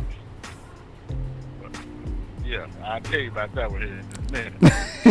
So, that was the first time. But the second time I was in Korea, and we were out in what they call the Ville.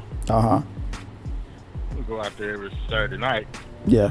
and doing what we're doing, getting drunk out in the Ville. And somebody said it from a distance. One of the Koreans from a distance. Well, you turn around, they all hate to use this term, but they all look alike.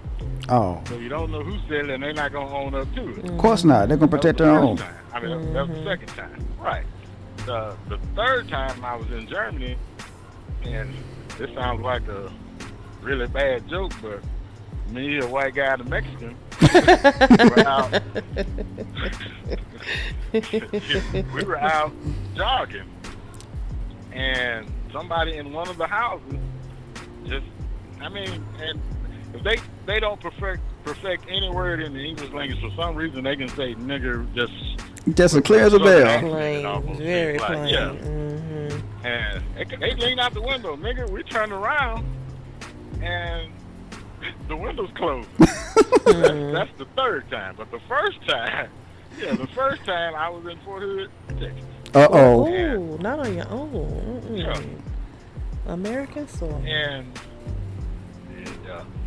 I was getting ready to, I never forget, I tell you the year, it was 1989. Oh, man. I was getting ready to I was a senior in high school at that time. Night. I was a senior in high school at that time. Wow. I was brand new to it at the time. And I was getting ready to take one of those, getting ready to leave the barracks and come home on Christmas leave. Right. So I'm in the barracks, and this guy was my roommate. And I'm in the barracks, and this was Friday night, and him and another guy had been drinking. The guy name was This guy was white, by the way. Yeah, but him and another guy had been drinking.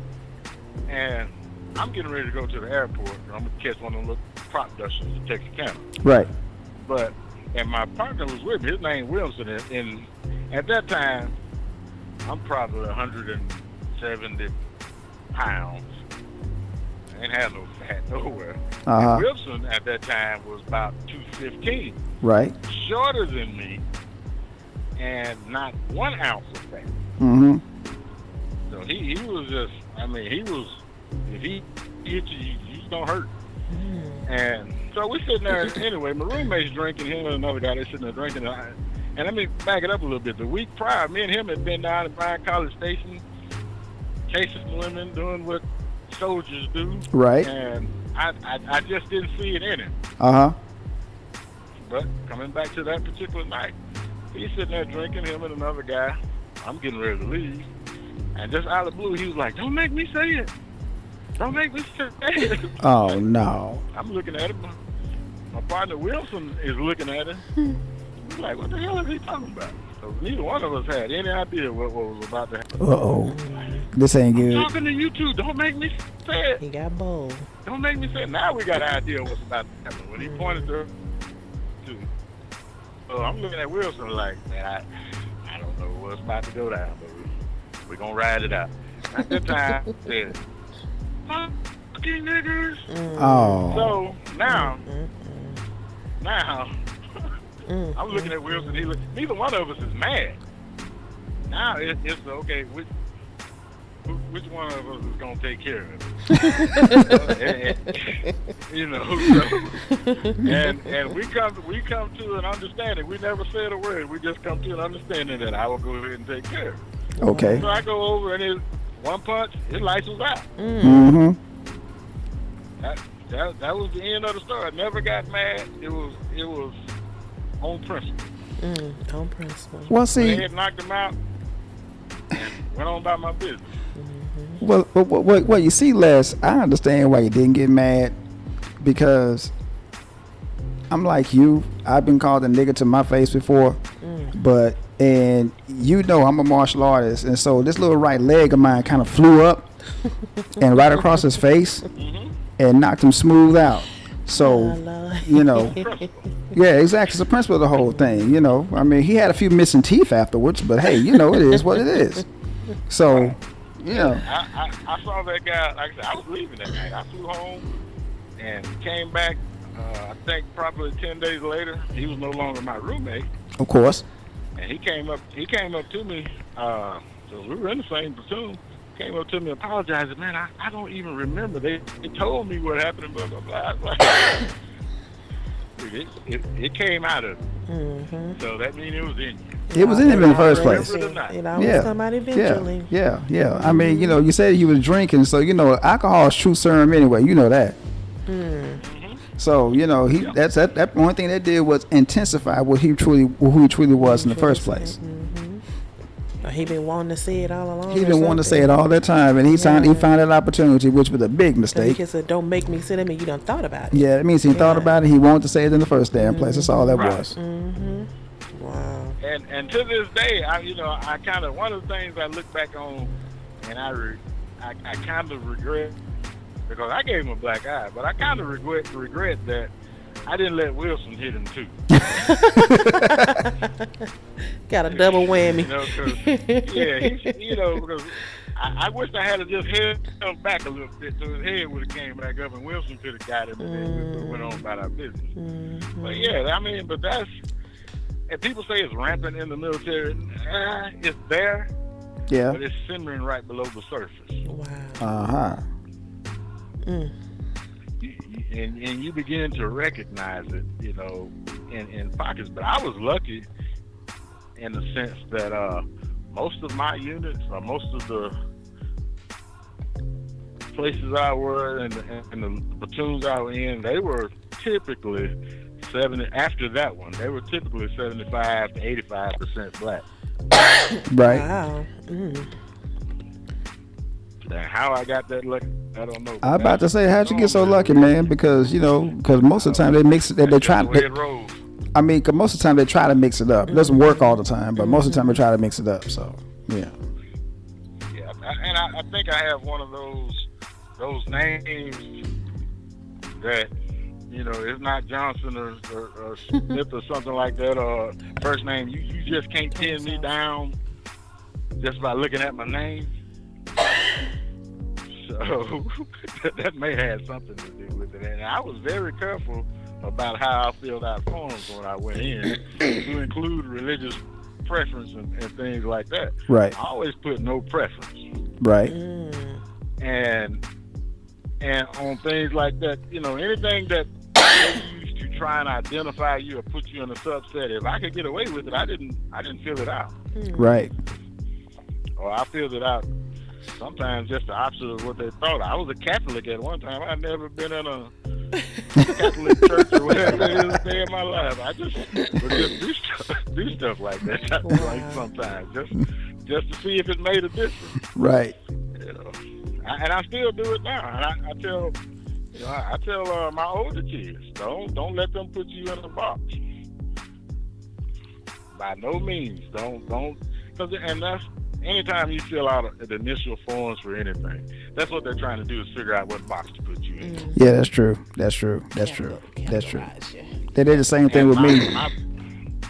They did the same thing with me when I was in college when I went to OU, because like they would always they had asked me twice, you know, do you have a religious preference? I'm like, no preference. Come to find out, the dude, one of the guys I was roommates with, he was an atheist. I didn't really care. So, you know, okay, you don't believe in God, that's on you. I don't care. But yeah, I did that just to be different anyway, because I really didn't have a preference. I could care less about what somebody believes in. So yeah. Right, and that's the way I was. I didn't, like I say, no need. I don't care what box you're in, so you shouldn't care, you know, what box you think I'm in. But I'm not gonna make it easy for you to put me in one. Yep. And it's, you know, but that brings me to something else, talking about the preachers. Oh, yeah, the paid for preachers. Paid for preachers. You know, that hadn't, you know, just like that's what they used to control the uneducated masses back in the day. There you go. Exactly my point. And you brought up the point that the masses are becoming more educated. Yes, they are. And statistics show that the black women are the most educated, period. Yep, they are. In America. They are. They are. By the numbers and by degrees, they are the most educated, period, in America. Yep. Absolutely. And I was sitting here thinking about this the other day, and we're going to have to do some kind of study just on McCurtain County. Yeah. But I can almost bet you per capita that might be some kind of record in Tom for degrees per capita among black folk. You know what? That came out of Tom. You know what? That is a really, that would be a really good study. I mean, I'm just thinking about just like a you know, certain you think year, about the family thing. I don't know. That would be a really good study, because I know that most of us, if by the way, like I told you before, my soul brother's on the phone right now, Leslie. He had a full ride to OSU. Oh wow! Nice. Oh yeah, he did. So with I chose a different path. he chose a different path, but Oh, he went to the service. Yeah. he chose a different path. He chose a different path, but you know, but that'll be another talk for another time. So I'll tell y'all why one day. hey, it is what it is, brother. We'll talk about that later. But that would be definitely a good study, because I know that a lot of us, once we came out of there, a lot of us left for greener pastures.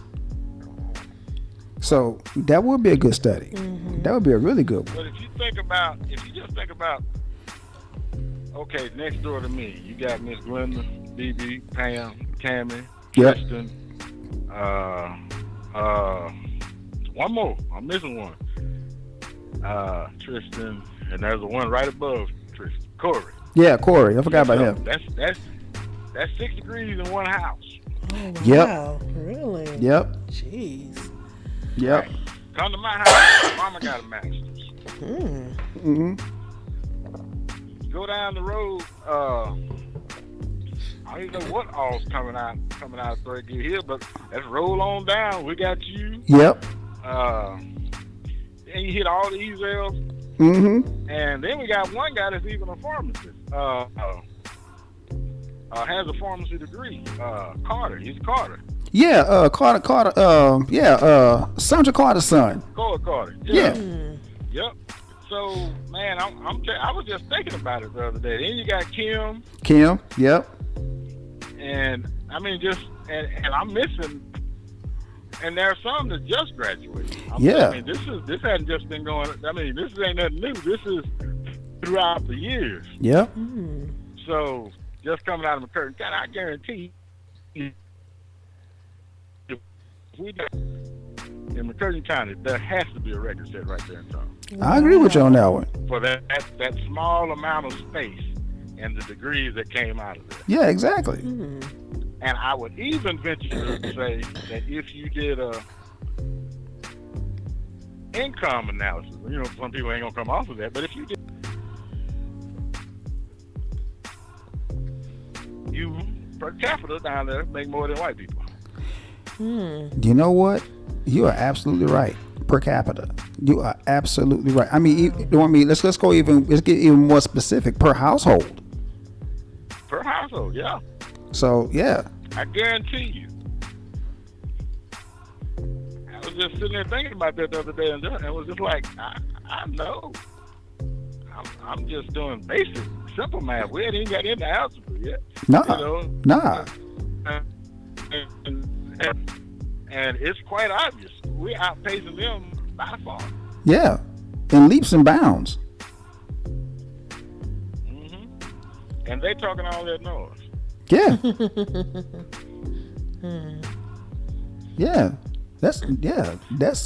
I think we will shed a spotlight on that one day. That's, you know what, that's another show for another time. You are absolutely right. That would be a good show. Wow, I didn't think about that. You put some on my mind, so bro. Dang, that's a really good one. Yeah, I mean, if you just sit there and think about it, and it's just, I can say, one house, 6 degrees. Yeah. Wow. And of those 6 degrees, two of them are doctors in divinity and then masters of education. Yep, you're absolutely right. At least 2. At least 2 of them. You're absolutely right. Right. And then, like I say, Mama just go right next door. She's a master's in education. Yep. Minor in psychology. Yeah. So you just jump in the black. I couldn't tell you. You know, I'm just trying to think of. Ain't that many white folks coming out of there that got degrees. True that. I agree with you on that one. But like I say, that goes to, and just about anybody.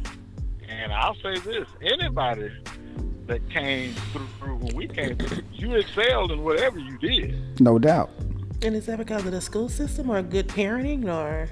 A little bit of both. I mean, it's like Les said, you know, because I had my grandparents who I can honestly tell you that my grandfather, he didn't make it past the 4th grade, but he was a stickler when it came to education. The same deal with my grandmother. They were really sticklers about that education. They always tell me, hey, you're doing good in school, keep it up. Right. So my grandparents, and we all had that motivation. On top of that, we had Mr. Patton out there, and like we said in last week's show, we had all those people pushing us to do great things. Oh, that is awesome. And you know how my mother is. You know, I was definitely pushed to do great things. I'm still being pushed now, and I'm damn near 50 years old. Absolutely. So you know, that's just the way it is. We had we had that motivation to do great things, and that's the way it should be. Right. Absolutely. I agree with that. We got off the voting block, but it does kind of correlate to. There are enough of us to make educated decisions, but I tell you, in this upcoming election, I'm in Alabama, so I can honestly say it does not matter who I vote for on the national level. It don't. Because he's going to take Alabama. Oh yeah. Red state. Yeah. Oh yeah. Alabama's a red state. So yeah. He's going to take it. However, on the local level, you know, I got school superintendents. We got to vote for this state senator, and this is one of the few states where the senator, we have a Democratic senator that came because Jeff Sessions, dumbass, took that attorney general spot. So Wow. the Democratic senator ended up getting his spot. Oh, the politics around here is crazy, man. So Wow. that Democratic senator is up for re-election. I don't know if he's going to make it or not, but it's interesting. But my big thing, like I say, I'm not too concerned about national politics, but we got superintendent down here that I think is a little shaky as far as black people are concerned. Well, So you need to know your local politics. yeah, and I had talked about that on a previous show too, Soul Brother, because like, you know, if we get the politicians at the local level and we start getting them in line, then we can branch out and start getting start thinking big. Absolutely. So yeah, you're right. You know, start at the local level first, and then expand your reach a little bit. And the thing, like I say, black representation. That's the other thing. But you know what? It doesn't necessarily have to be black people represented. It's preferably black people representing black people. But Yep.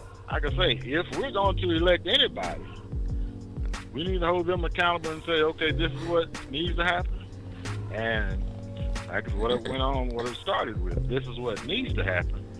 And if you don't do it, you will not be elected again. Hello. We talked about that earlier. You're right. We can promise you that, yeah. Nobody's going to come cater to us, then we will withhold the vote, period. Come on. Yep, we And talked about that. I told these people on my job one day, this is how powerful black people are. And I told the people on the job, but I didn't tell my people.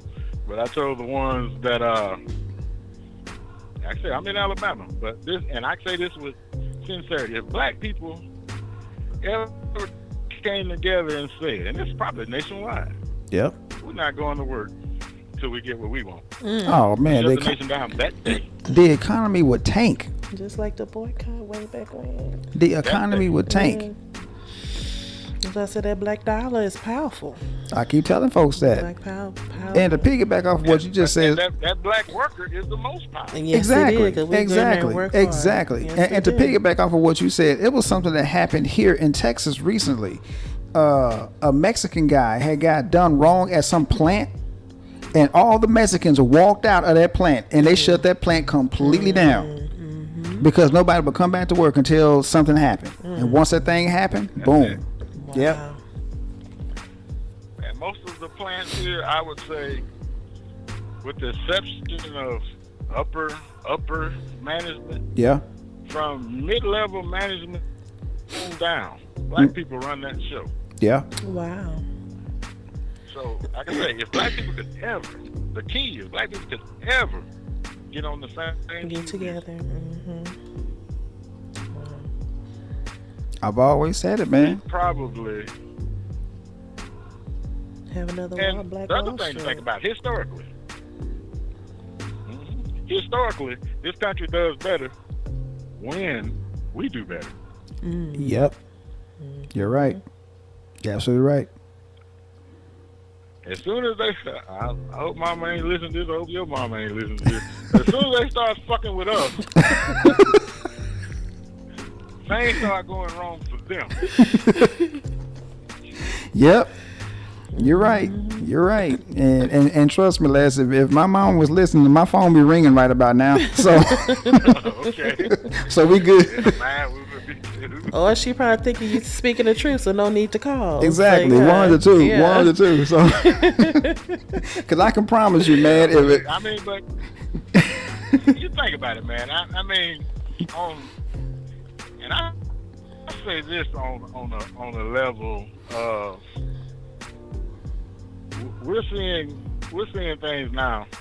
And Farrakhan told them it was going to happen. oh yeah. Oh yeah. You can't keep fooling with us. And Dick Gregory told them how it was going to happen. Oh yeah. You can't keep fooling with us and don't think there's not going to be some kind of cosmic karma. Yep. Yep. And until they realize that it's going to continue to happen until they do right by us. I don't know about everybody else. I'm talking about us. Yep. Not even concerned about everybody else. Nope. Things gonna get real bad. Oh yeah, exactly. But it's like you said, man. If we was to stop going to work, man, the economy would tank. It really would. I'm just being honest with you. It would tank. In one day. In one day, 24 hours, it would go. It would tank. It would tank. And if they even thought that there was a serious chance that could happen, And right now they don't believe there's a serious chance that could happen. If they thought there was a serious chance that could happen, they'd be at the table right then. Oh, no doubt. You do. Oh, no doubt. No doubt about it. You're absolutely right. So it's on us. Yep. It's us, man. And it's like Malcolm said a long time ago, we have that power. And, and we have to exercise that power. And this brainwash book, I think I'm gonna buy 3 or 4 copies and give them away to. And that's I think right now our biggest concern, other than trying to get all blamed cheap music, is let's get this next coming up educated. Yep, I agree. Because I had a 30-year-old. He was 29 when I met him, but do you know he did not know who Malcolm X was? You know what, Soul Bro? I'm just going to be honest with you. 30 years old. 29 at the time. I'm just going to be honest with you, Soul Bro. I know people our age, in our age group, that didn't know who Malcolm was. Mm-hmm. So, it's a lot of folks. I'm not surprised. I'm not surprised at that at all. And I'll tell you why. Because there's a really cruel joke, and I'm quite sure you've heard it. If you want to keep something from a black person, put it in a book. Mm. So, yeah, exactly. Because that's, and I've always stressed that. I keep telling people what books to read, and it's like I keep saying to people, I'm not bragging about me reading. I'm not bragging about that at all, because loving to read is nothing to brag about. Mm. That's just something I like to do. I just want people to think along the same levels and have an open mind about certain things. So that's why I put those books out there. I'm not bragging about anything, but some people think that I am, but that's okay. Think that if you want. That's just your stupidity. But these books will help you along the way to get the gist of what I'm trying to say. Absolutely. Yeah, that's just all it is to it. So yeah, you're absolutely right. We need to get this next generation that's coming up. I got 3 grandsons. I'm trying to get them before they become vetted and become coons. I can't have that. So Right. But I will tell you this: my oldest 2 children, I don't worry about them so much as far as because I've been dealing with him. My son he's one of those 5th year seniors in college. And so I've been getting his mind right for a minute now. And then I have a daughter that's a sophomore. And when they come in, they've come into their own. And when I say they see things and they read and they kind of break things down, they're gonna break it down on a racial level too. Oh, no doubt about it. That's what they're supposed to do. Mm-hmm. And to see, how they, and like I say, they know how to switch it up. They know how to code switch when they need to. They know it all, but that's the way they've been trained. Exactly. I'm about to say they had a good teacher, so bro. They had a good teacher. So hey, it is what it is. And they had some good teachers, because their grandmother, she dressed her so. The one here in Alabama, she was heavily involved in that civil rights stuff back in the day. That's what's up.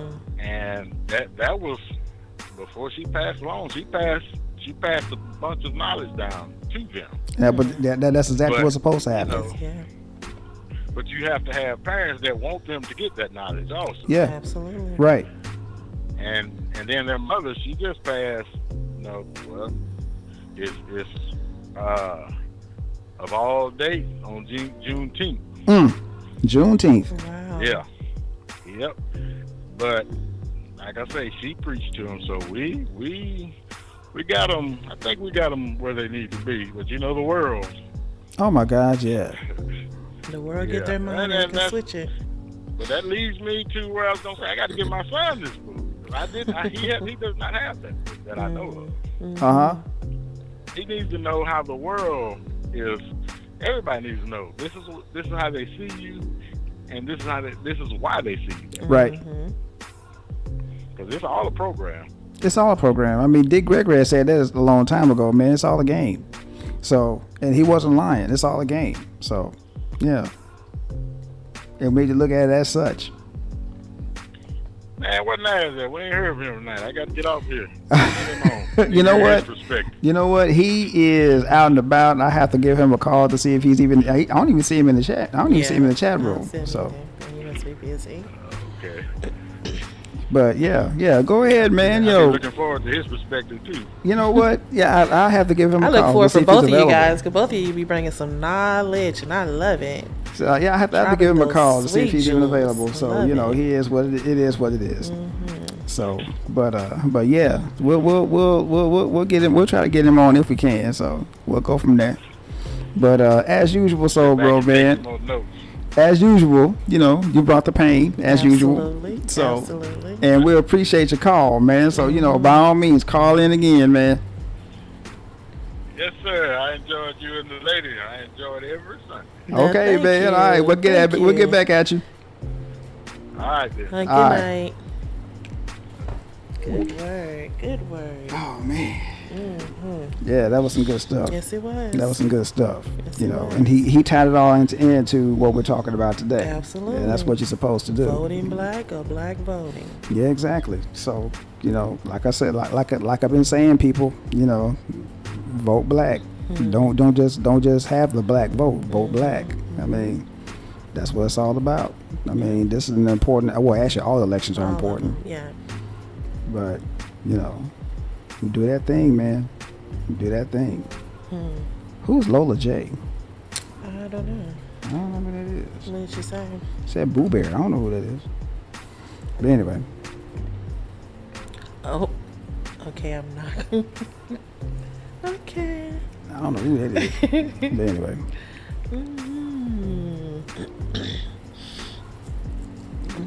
Nobody I know. But anyway, really, it isn't. I don't know who that is. But anyway, we got, what else you got? I wanted to talk about the 50 Cent and the Lil Wayne debacle.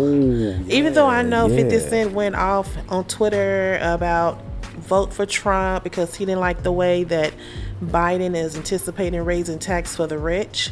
But he came back and recanted the story. But for so long, he put that out. He put that narrative out there, and so Trump was running with it, thinking that all those 30 plus million followers 50 had will see his plight, and understand it and vote his way. But I'm like, I think 50 is a buffoon. I've never ever cared for his mannerism. I never cared for his music. I never cared for him as a person, because he just come off, now that's who, to me, this is my opinion, comes off as a coon. I'm sorry, but he does. Well, I agree. Ooh, really? Nice. Oh, good job, Shell. Yay, thank I you. agree with you 100,000%. We if that's don't even need possible. that right now. Not now. I We don't mean, need that kind of narrative now. he's worried about paying higher taxes. Higher taxes. That's the only thing you're worried about. You're not worried about you're not worried about black people having a better shake. You're worried about your silly ass paying higher taxes. This man has proven to be a racist. He is very disrespectful toward women. He has no judgment call about anything unless it's appealing to him and his family. So why would you even entertain anything this man have to offer? You should just never said anything. I agree. Just don't say anything. Cause you put that narrative out there, they keep getting other people who have money to start thinking. It might lean that way. And like I said, I'm not trying to tell nobody what to do or who to vote for, whatever. But when you put things like that out there in the atmosphere, people start thinking. Like you said, some people just lead the way and just think like other people without thinking about it themselves. Right. But I just thought that was just. And then, of course, Lil Wayne. Oh man. You know what? I'm just gonna go ahead and say this before you say anything about Lil Wayne. I have always told people that Lil Wayne was a coon. I've always said that ever since he had that interview with that lady. I think it was on ABC News. I think that was it. And this lady asked him about racism. And the first thing he said was, and I quote, "I'm a nigga, he a white man. He filming me. Ain't no such thing as racism." Their platform is too big with young people, middle-aged people, and I know some older people who like their music, but their platform is too big for them to be spruiting just vile words like that, putting that out there for people to even consider. You gotta realize where you stand and what people do and how people feel. And if they say, well, you know, Lil Wayne said, he say, she say, said, you know, I know there has been others who said, but those two right there stuck out to me because it's like your platform is too big to be speaking like that. Not in the climate that we're in now. You have literally millions of people hanging on your every word. Exactly. Literally. Now, not that. Now, whoever voters, whoever you endorse is whoever you endorse. I don't care. Yeah. You know, that's your business. That don't mean a hill of beans to me. But when you start perpetuating when you start promoting an anti-black person, which that's exactly what Trump is. He's anti-black. I actually want to get technical about it. Biden is either, but we'll get into that later. Yeah. But anyway, when you start promoting a person that's very anti-black, then you got a problem. I mean, because think about Lil Wayne. He's the same person that keeps praising the cop for doing his job whenever he got shot. Right. I remember that. Yeah. The last time I checked, a cop is supposed to stay with you until you get some medical attention. Right. So that's what that cop did. You're praising him for that? That's what he's supposed to do. I guess he felt like that he wasn't supposed to. Because he's a nigga. Because he said he's a nigga, right? That's what he said. That's what he said. That's what he said. Those are his exact words. I wish I could find that interview. It might be on YouTube somewhere. Yeah. But that's exactly what he said. And every time somebody asks Lil Wayne about racism, the first thing out of his mouth is there's no such thing as racism. Just like that whole thing that Morgan Freeman said when he started talking that stuff about racism wouldn't exist if people stopped talking about it. That's just like if somebody has cancer. If they stop talking about cancer, the cancer will go away. Yeah. Does that make any sense to anybody? No, it doesn't. Let's just put it back out there where Shaq said that Breonna Taylor wouldn't, or was that that was Charles Barkley? Yeah, stupid things they say. You on a national platform, people. Just think about what you're saying. If you don't have, my mother always said, if you don't have nothing good to say, don't say nothing at all. Yep. Even though you feel like that, don't say nothing at all, because people are listening to you and hanging on your every word. My mother always told me if you don't have anything intelligent to say, yes, that's a good one. Keep your mouth shut. That's a good one. So, but then nobody don't want to be called not intelligent. They think what they're saying is. Well, what they're saying is, I don't know what they're saying. I think they're trying to save face so they can keep their little cushy job. That's just my personal opinion. But we already know that racism exists and it's been around. This country was founded upon the principles of racism. Oh yeah. So definitely. the same day with this election. Every time. And you said it yourself. I didn't see the last debate, but you said yourself that whenever they would ask the question about racism, that what would happen was they would dance around the question. Sammy Davis and Simeon Glover battling each other. That's what it was. That's pretty sad. That's what it was. Or Gregory Hines versus whoever. That's pretty sad. It was two tap dancers up there. That's pretty sad. They never laid out the plan at all. And they're going to continue to do that too, because whenever the issue of racism pops up, they're going to keep on dancing around it, because the first thing they're going to start saying is people of color, minority, urban areas. What's another one that they use? It's a whole bunch of dog whistle words that they use in order Tricks to on the wordplay. Yeah, exactly. So they can say everything but black people. Right. They said we said it right here. No, you didn't. No, say you didn't. You didn't say Pacific. black people. Yeah, Because I said what you going to do for black people. Right.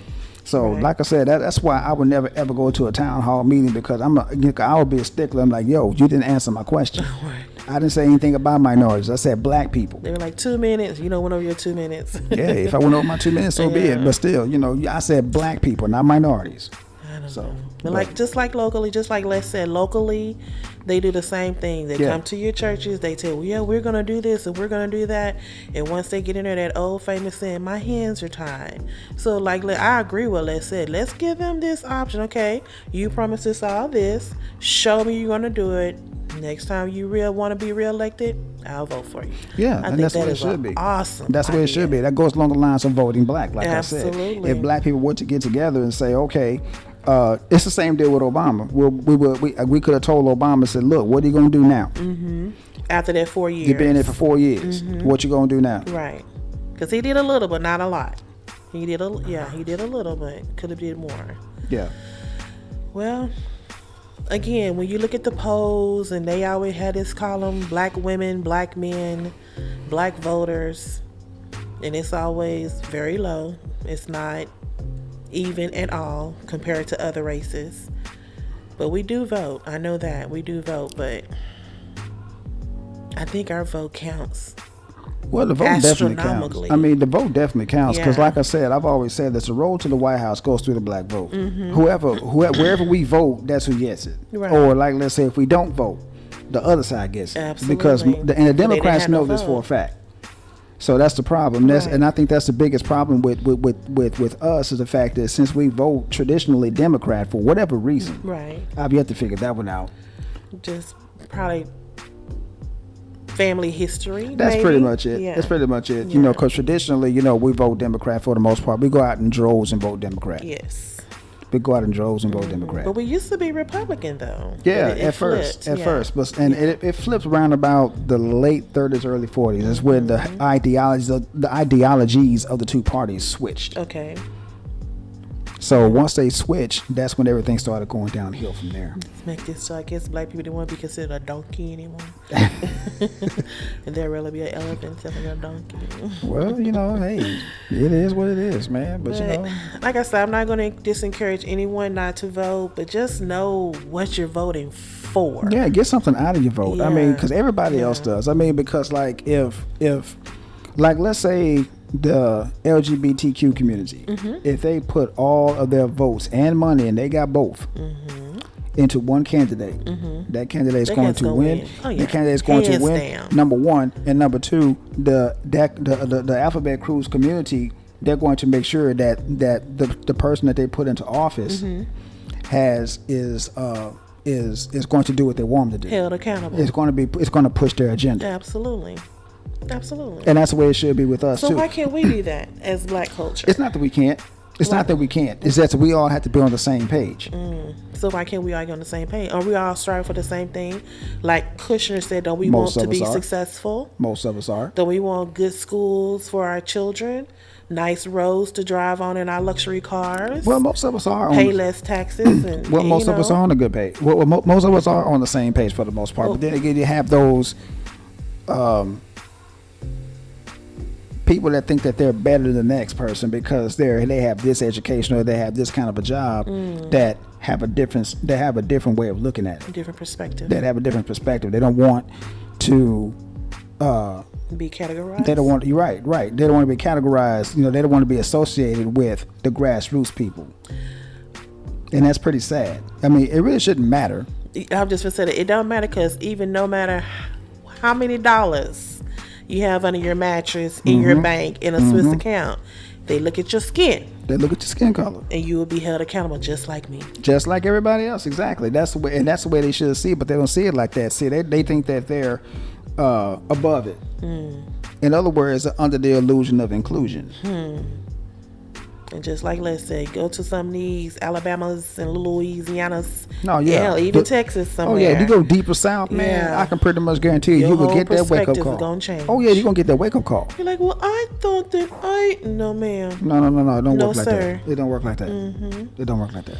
I just wish we could. It'll be good if we all can get on that same perspective, that same road. Yep. Without veering off on the dirt road. Just don't get on the frontage road. Stay on the highway, people.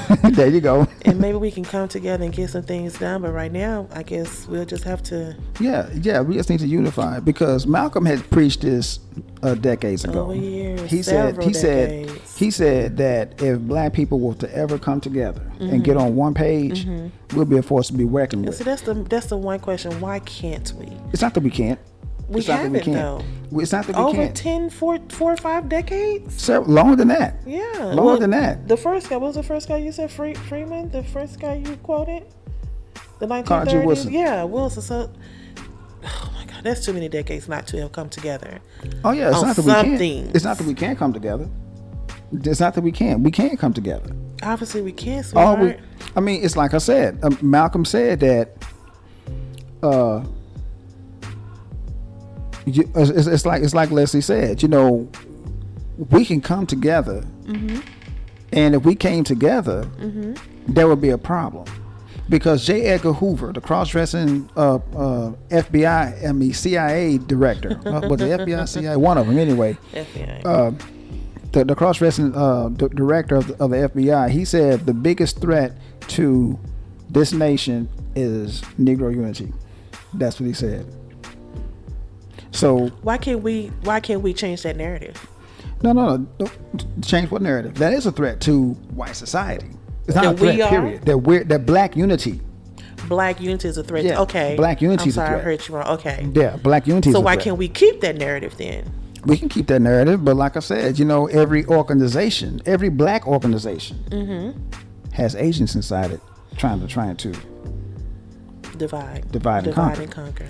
I get divide you. and conquer. It's just like right now, the Nation of Islam, because Louis Farrakhan has said this on several occasions. There are agents in his I organization. heard him say that in a speech not too long. I think I told you Yeah, about that. And he I was did. shocked. He knows their You agents. know that there is somebody out there that's willing to or waiting to get you, Yeah, but you forge ahead. yeah. Wow. And Leslie said in the chat room, overlay a map of Confederate states with the GOP states, you will see how black people vote. Party changed, but ideologies didn't. He is absolutely right. He's absolutely right. There you go, dropping another jewel. He's absolutely right. Goodness. Yeah. And that's where I was getting at right there. He's Yeah. absolutely right. Yeah. Well, what is your final thought? My final thought is this. Black people, exercise your voting right if you choose to, but also exercise your voting right with the perspective of black people in mind. What's going to help us as a whole? Because what helps us will help you individually. And It always does. your children and your And children's your children and your children's children. Right. Everything. Yeah, we got to get something out of your vote. Don't just vote just to be voting. Right. That's the biggest mistake you could ever make. Right. Don't think right now, think long term. Yes, exactly. Yeah. Think long term. Do we Right. need to get Trump out of office? No doubt about it. I agree with you on that point, because he has been effing up since day He hasn't shown one. his self approval. No, he hasn't. No. He Some hasn't. people might think he has. I don't think he has. I don't see nothing he's done. Nope, he hasn't done anything. He's pardoned a couple people in the reform. He's eliminated almost everything Obama did. And he's trying to eliminate everything that Obama did, because he has, I don't know what, he has a hard on for Obama. I Hate to say agree. that. I agree with that. If my mother is listening, I'm sorry, Mom, but it's the truth. So, but I still, agree with that. Yeah, he does. Something is wrong with that situation. Yeah. I agree. Well, we brought it to the masses. Yeah, we brought it Now out it's there, up to man. the masses to I do the mean, right thing. In the words of Spike Lee, do the right thing, people. Yeah, I mean, about the only thing we could do, people, is just say, hey, be smart with your vote. Be smart. Be smart with your vote. I mean, it's like my soul brother said, man. If we were smart, we would withdraw our vote if anybody gonna do nothing, Right. just to see what happens. Right. So, and we already know that the Republicans ain't gonna do jack. For themselves. For them. Oh yeah, they can do Not something for for no one themselves. else, But that goes without saying. We also know that the Democrats ain't going to do anything, because I remember when Kamala Harris was running to become president, when somebody asked her, what are you going to do for black people? The first thing she said, no, she's not going to do anything strictly for black people. Right. That's what she said. Yeah. So that just goes to show you right there. Go lump it onto just one. Yeah. Yeah, exactly. And you can't do that. You can't do that. You don't do that to the Jews. You don't do that to the Hispanics. All right, now you said something there. I'm just saying, you don't tell the Jews that very same things you just told black people. Absolutely. And see what happens to you. Your political career will be over. Overnight. I give it 5 days. I don't even give it that long. I give it 2. I give it a couple of days, and you'll be be like, "What happened to her? I thought she was running." No, she suspended her campaign. No, she's not running anymore. Yeah, she suspended her campaign. Right, exactly. Right. And that just fascinates me how some of these organizations can have such a massive pull. Yeah. They can get things done, snap of a finger. Exactly. But we as black people, as long as black people don't ask for anything, everything will be cool. How you not going to get anything done if you don't ask? Well, that's just it. As long as we don't ask. See, we have not been asking for anything of our politicians till it's become the norm. But things cannot stay the same. Things have to evolve. I agree. You have to change. Oh, okay. I'm like, what was that? You have to change. Things have to evolve. So it's like, we can't just stay in the same rut. I agree. No. Well, the lights don't went out in Showtown. So I guess that means they just scared. They're scared. I'm like, what happened? Yeah, I saw that. I'm like, what the hell? What happened? Oh, it's the light over here. The light on the camera. Yeah, light on the camera. So, battery in the dead, y'all. So, Well, good word today. Oh, yeah. Day after tomorrow. Yep. That will be either the day of reckoning or the day of a change.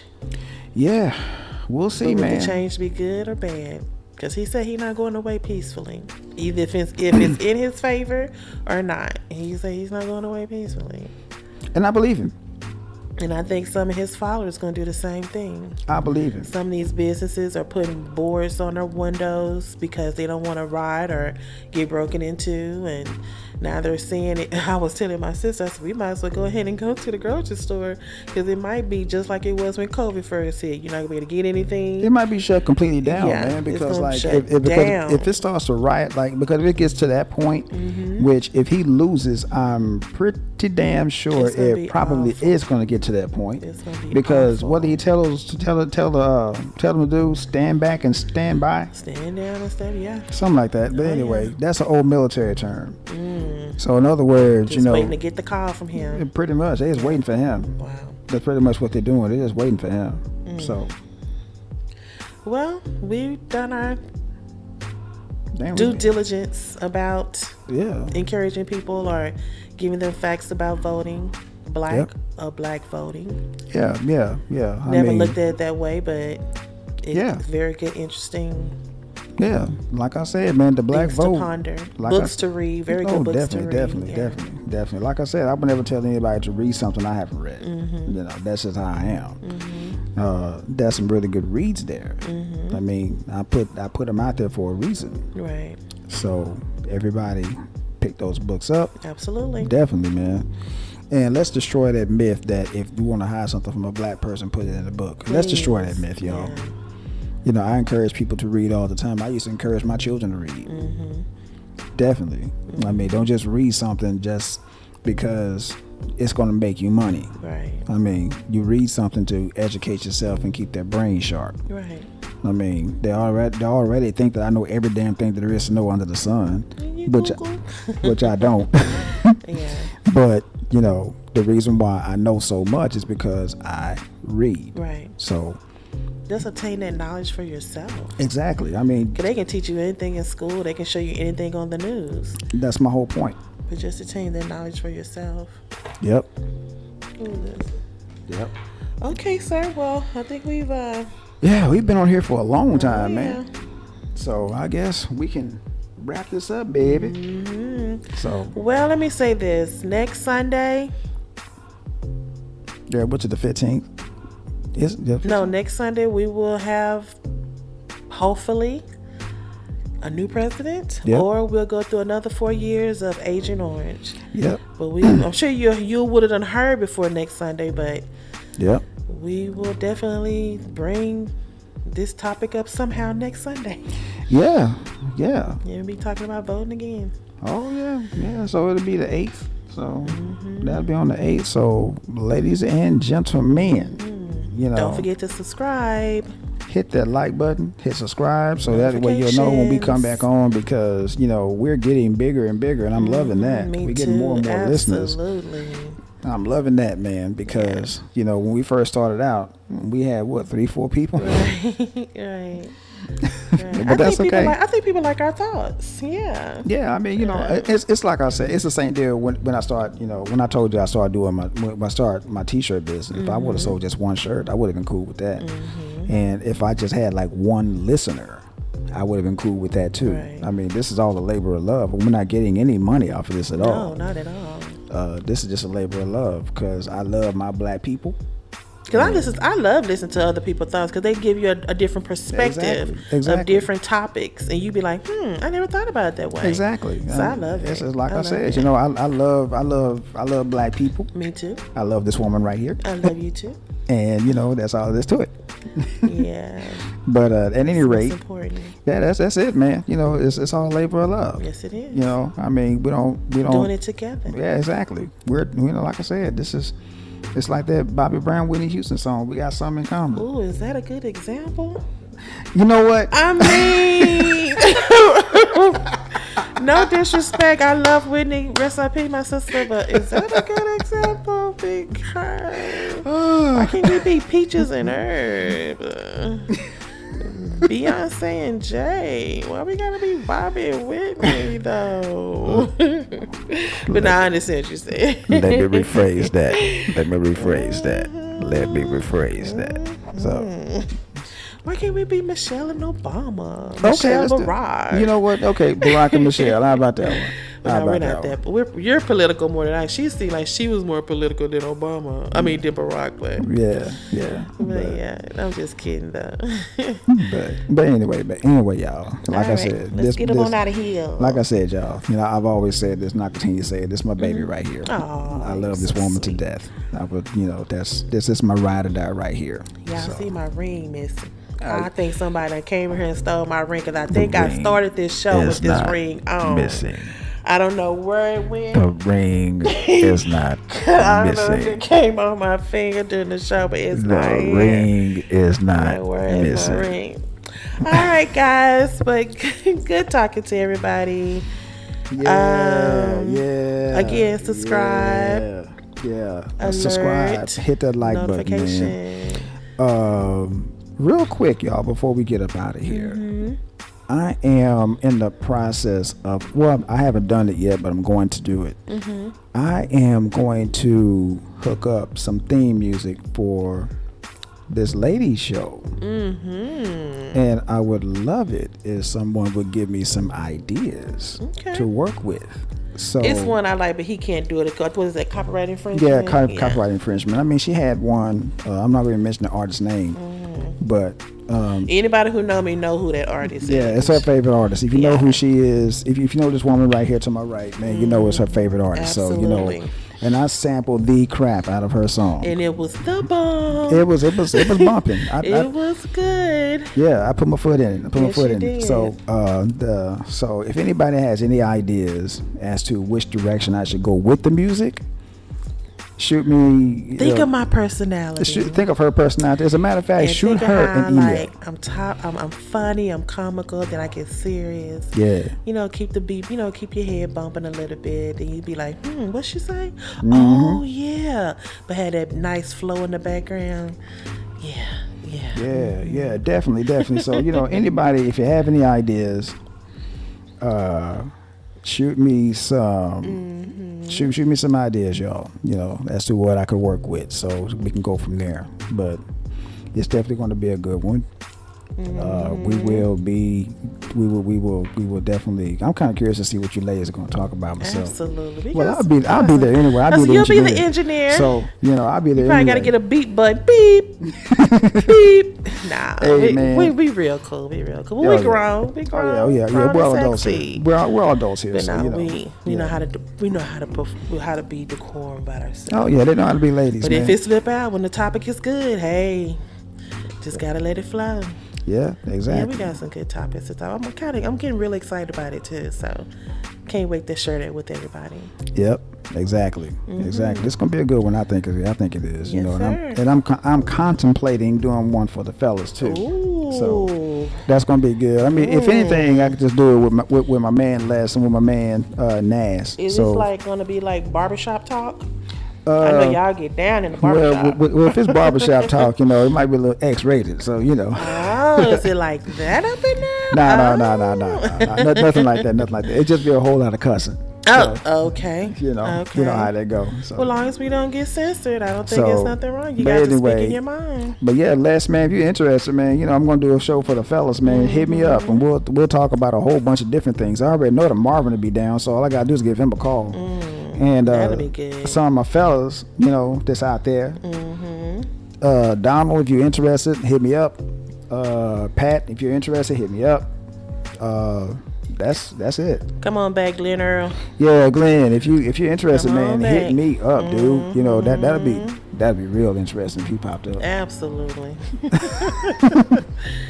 That Glenn has lived, honey. Oh yeah, he has Yes, lived. he He has. has lived. Got some stories. Oh, he got some stories to tell. You know, hell, me and Leslie got stories to tell. Yeah, I see. You So- guys can go back far history. I Yes, love indeed, it. man. Yes, That's why indeed. I love when they call and they get just drop those jewels. Oh, Leslie said he's down, so cool. Oh, good. All right, brother. Good, All right. good. Just gotta pick a date. Yeah, we just gotta pick a date, and we gonna get down and some dirty with it, topics. man. We'll get some good topics and stuff like that. Absolutely. Yeah, that'd be cool, man. Cool. That'd be real cool. So yeah, definitely we'll get the ladies out of the way first, and then we'll start. Out of the way. Wait a minute. We will get our show done. I didn't mean it like that. Oh, y'all. thank you so much. I appreciate that. I apologize. Thank you. Bad so choice of much. words. I'm sorry. Wait. Like But- yours gonna be better. Ooh. Once we get the ladies done, fellas, we'll come out and we'll do a little something. We gonna blow up the chat line too. We So- gonna have all kind of questions. Oh man, please. We gonna call it. And another thing. What'd you say? Can you about that? tell me why? And can you give me your thoughts on? Yeah, we have lots of questions. Oh yeah, definitely. It's gonna be a good one though. Will I be working the boys that day? If you want to, but yeah, I got some different theme music for the fellas. I think I got the perfect song too. I think and you heard it. Oh, okay. Not Yeah. the bassy one. Is No, not that one. Okay. Not that one. That's for the Not that club. one. That's for the club. Oh yeah, that one had a lot of bass in. I gotta take some of the bass out on that one. So anyway, But he making some good music, y'all. Oh yeah, Very I'd had to nice get back music. into it because, like I said, I've been out of making music for a very long time until my niece called me up and said, "Hey, I need some beats," and so you know, me being me, you ain't saying nothing but a word. Get me back into it, so I got back into it. So you know, it is. You know, I'm doing my thing. I got like, 20 something beats already. The one that got me was the Chopin. Oh yeah. And then the fairy, The Dance of the Sugar Plum Fairies. I'm like, Oh this yeah, man done yeah. flipped it. Gave that one. I got the. It was a Beethoven. No, it wasn't Chopin. It was Beethoven. Beethoven. I knew it was a Yeah, it was classical. Beethoven. Yeah. Yeah. I sampled that and put a little hip hop in it, and made it funky. Yes, it was. So yeah. Yes, it is. Still Yeah, is. Yes, it is. it's funky as hell, but Absolutely. but I've been thinking about this, man. I've been thinking about dropping just a instrumental album. What you think? Just dropping it, releasing it independently. Okay. Yeah, We'll see. You Yeah. never know. yeah. Might pick it up and want to sample it, spit some words on top of it. No doubt. Yeah, I might grab the mic myself and dust the rust off of it. And here we go. I asked him too. I said, would you compete or be interested? Like if they had like you can just come out and make like a one-hit wonder song, like a middle-aged one-hit wonder, would you do it? He like it had to be in his heart and all that. Yeah, it does, man. I just can't just go out there because I don't want to sound Put out like, anything. Yeah, I don't Put wanna out put anything any- for like $2.5 million. No, man, I can do that. It's gotta be something that I'm Labor of feeling. love. Yeah, it's gotta be something I'm feeling. If I ain't feeling it, I can't do it. So cause I want to sound like these young cats out here, cause they all got the same cadence. I don't want to be like that. So Gotta be different. gotta be different. Absolutely. But anyway, y'all, give All us some right, thoughts. we just rambling. Let me Yeah, we let just y'all rambling. go. yeah, we on there for 2.5 hours. Oh, So, wow. but anyway, y'all, like I said, give me some ideas, as far as the music for the ladies, and I know she's gonna give me some. I already know that. I ain't worried about her. Oh yeah. Oh, she'll give me plenty of ideas. She always does. Most of my beats are inspired by her anyway. So, but anyway, but yeah, that's the way it works. Cool. But anyway, y'all, hit that like button, hit subscribe, and Alert.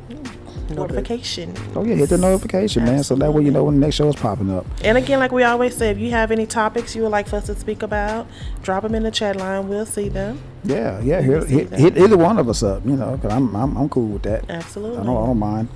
I keep an open mind about everything. So Some things anyway, he don't want to speak about. What are they? I don't want to speak about celebrity gossip, and I don't want to speak about relationships. Okay. I'm sorry, y'all. But anyway, as we go along, we're gonna wrap this thing up. We're getting ready to go. I am Reggie O. And I am Mimi the Lady. We out, y'all. Bye.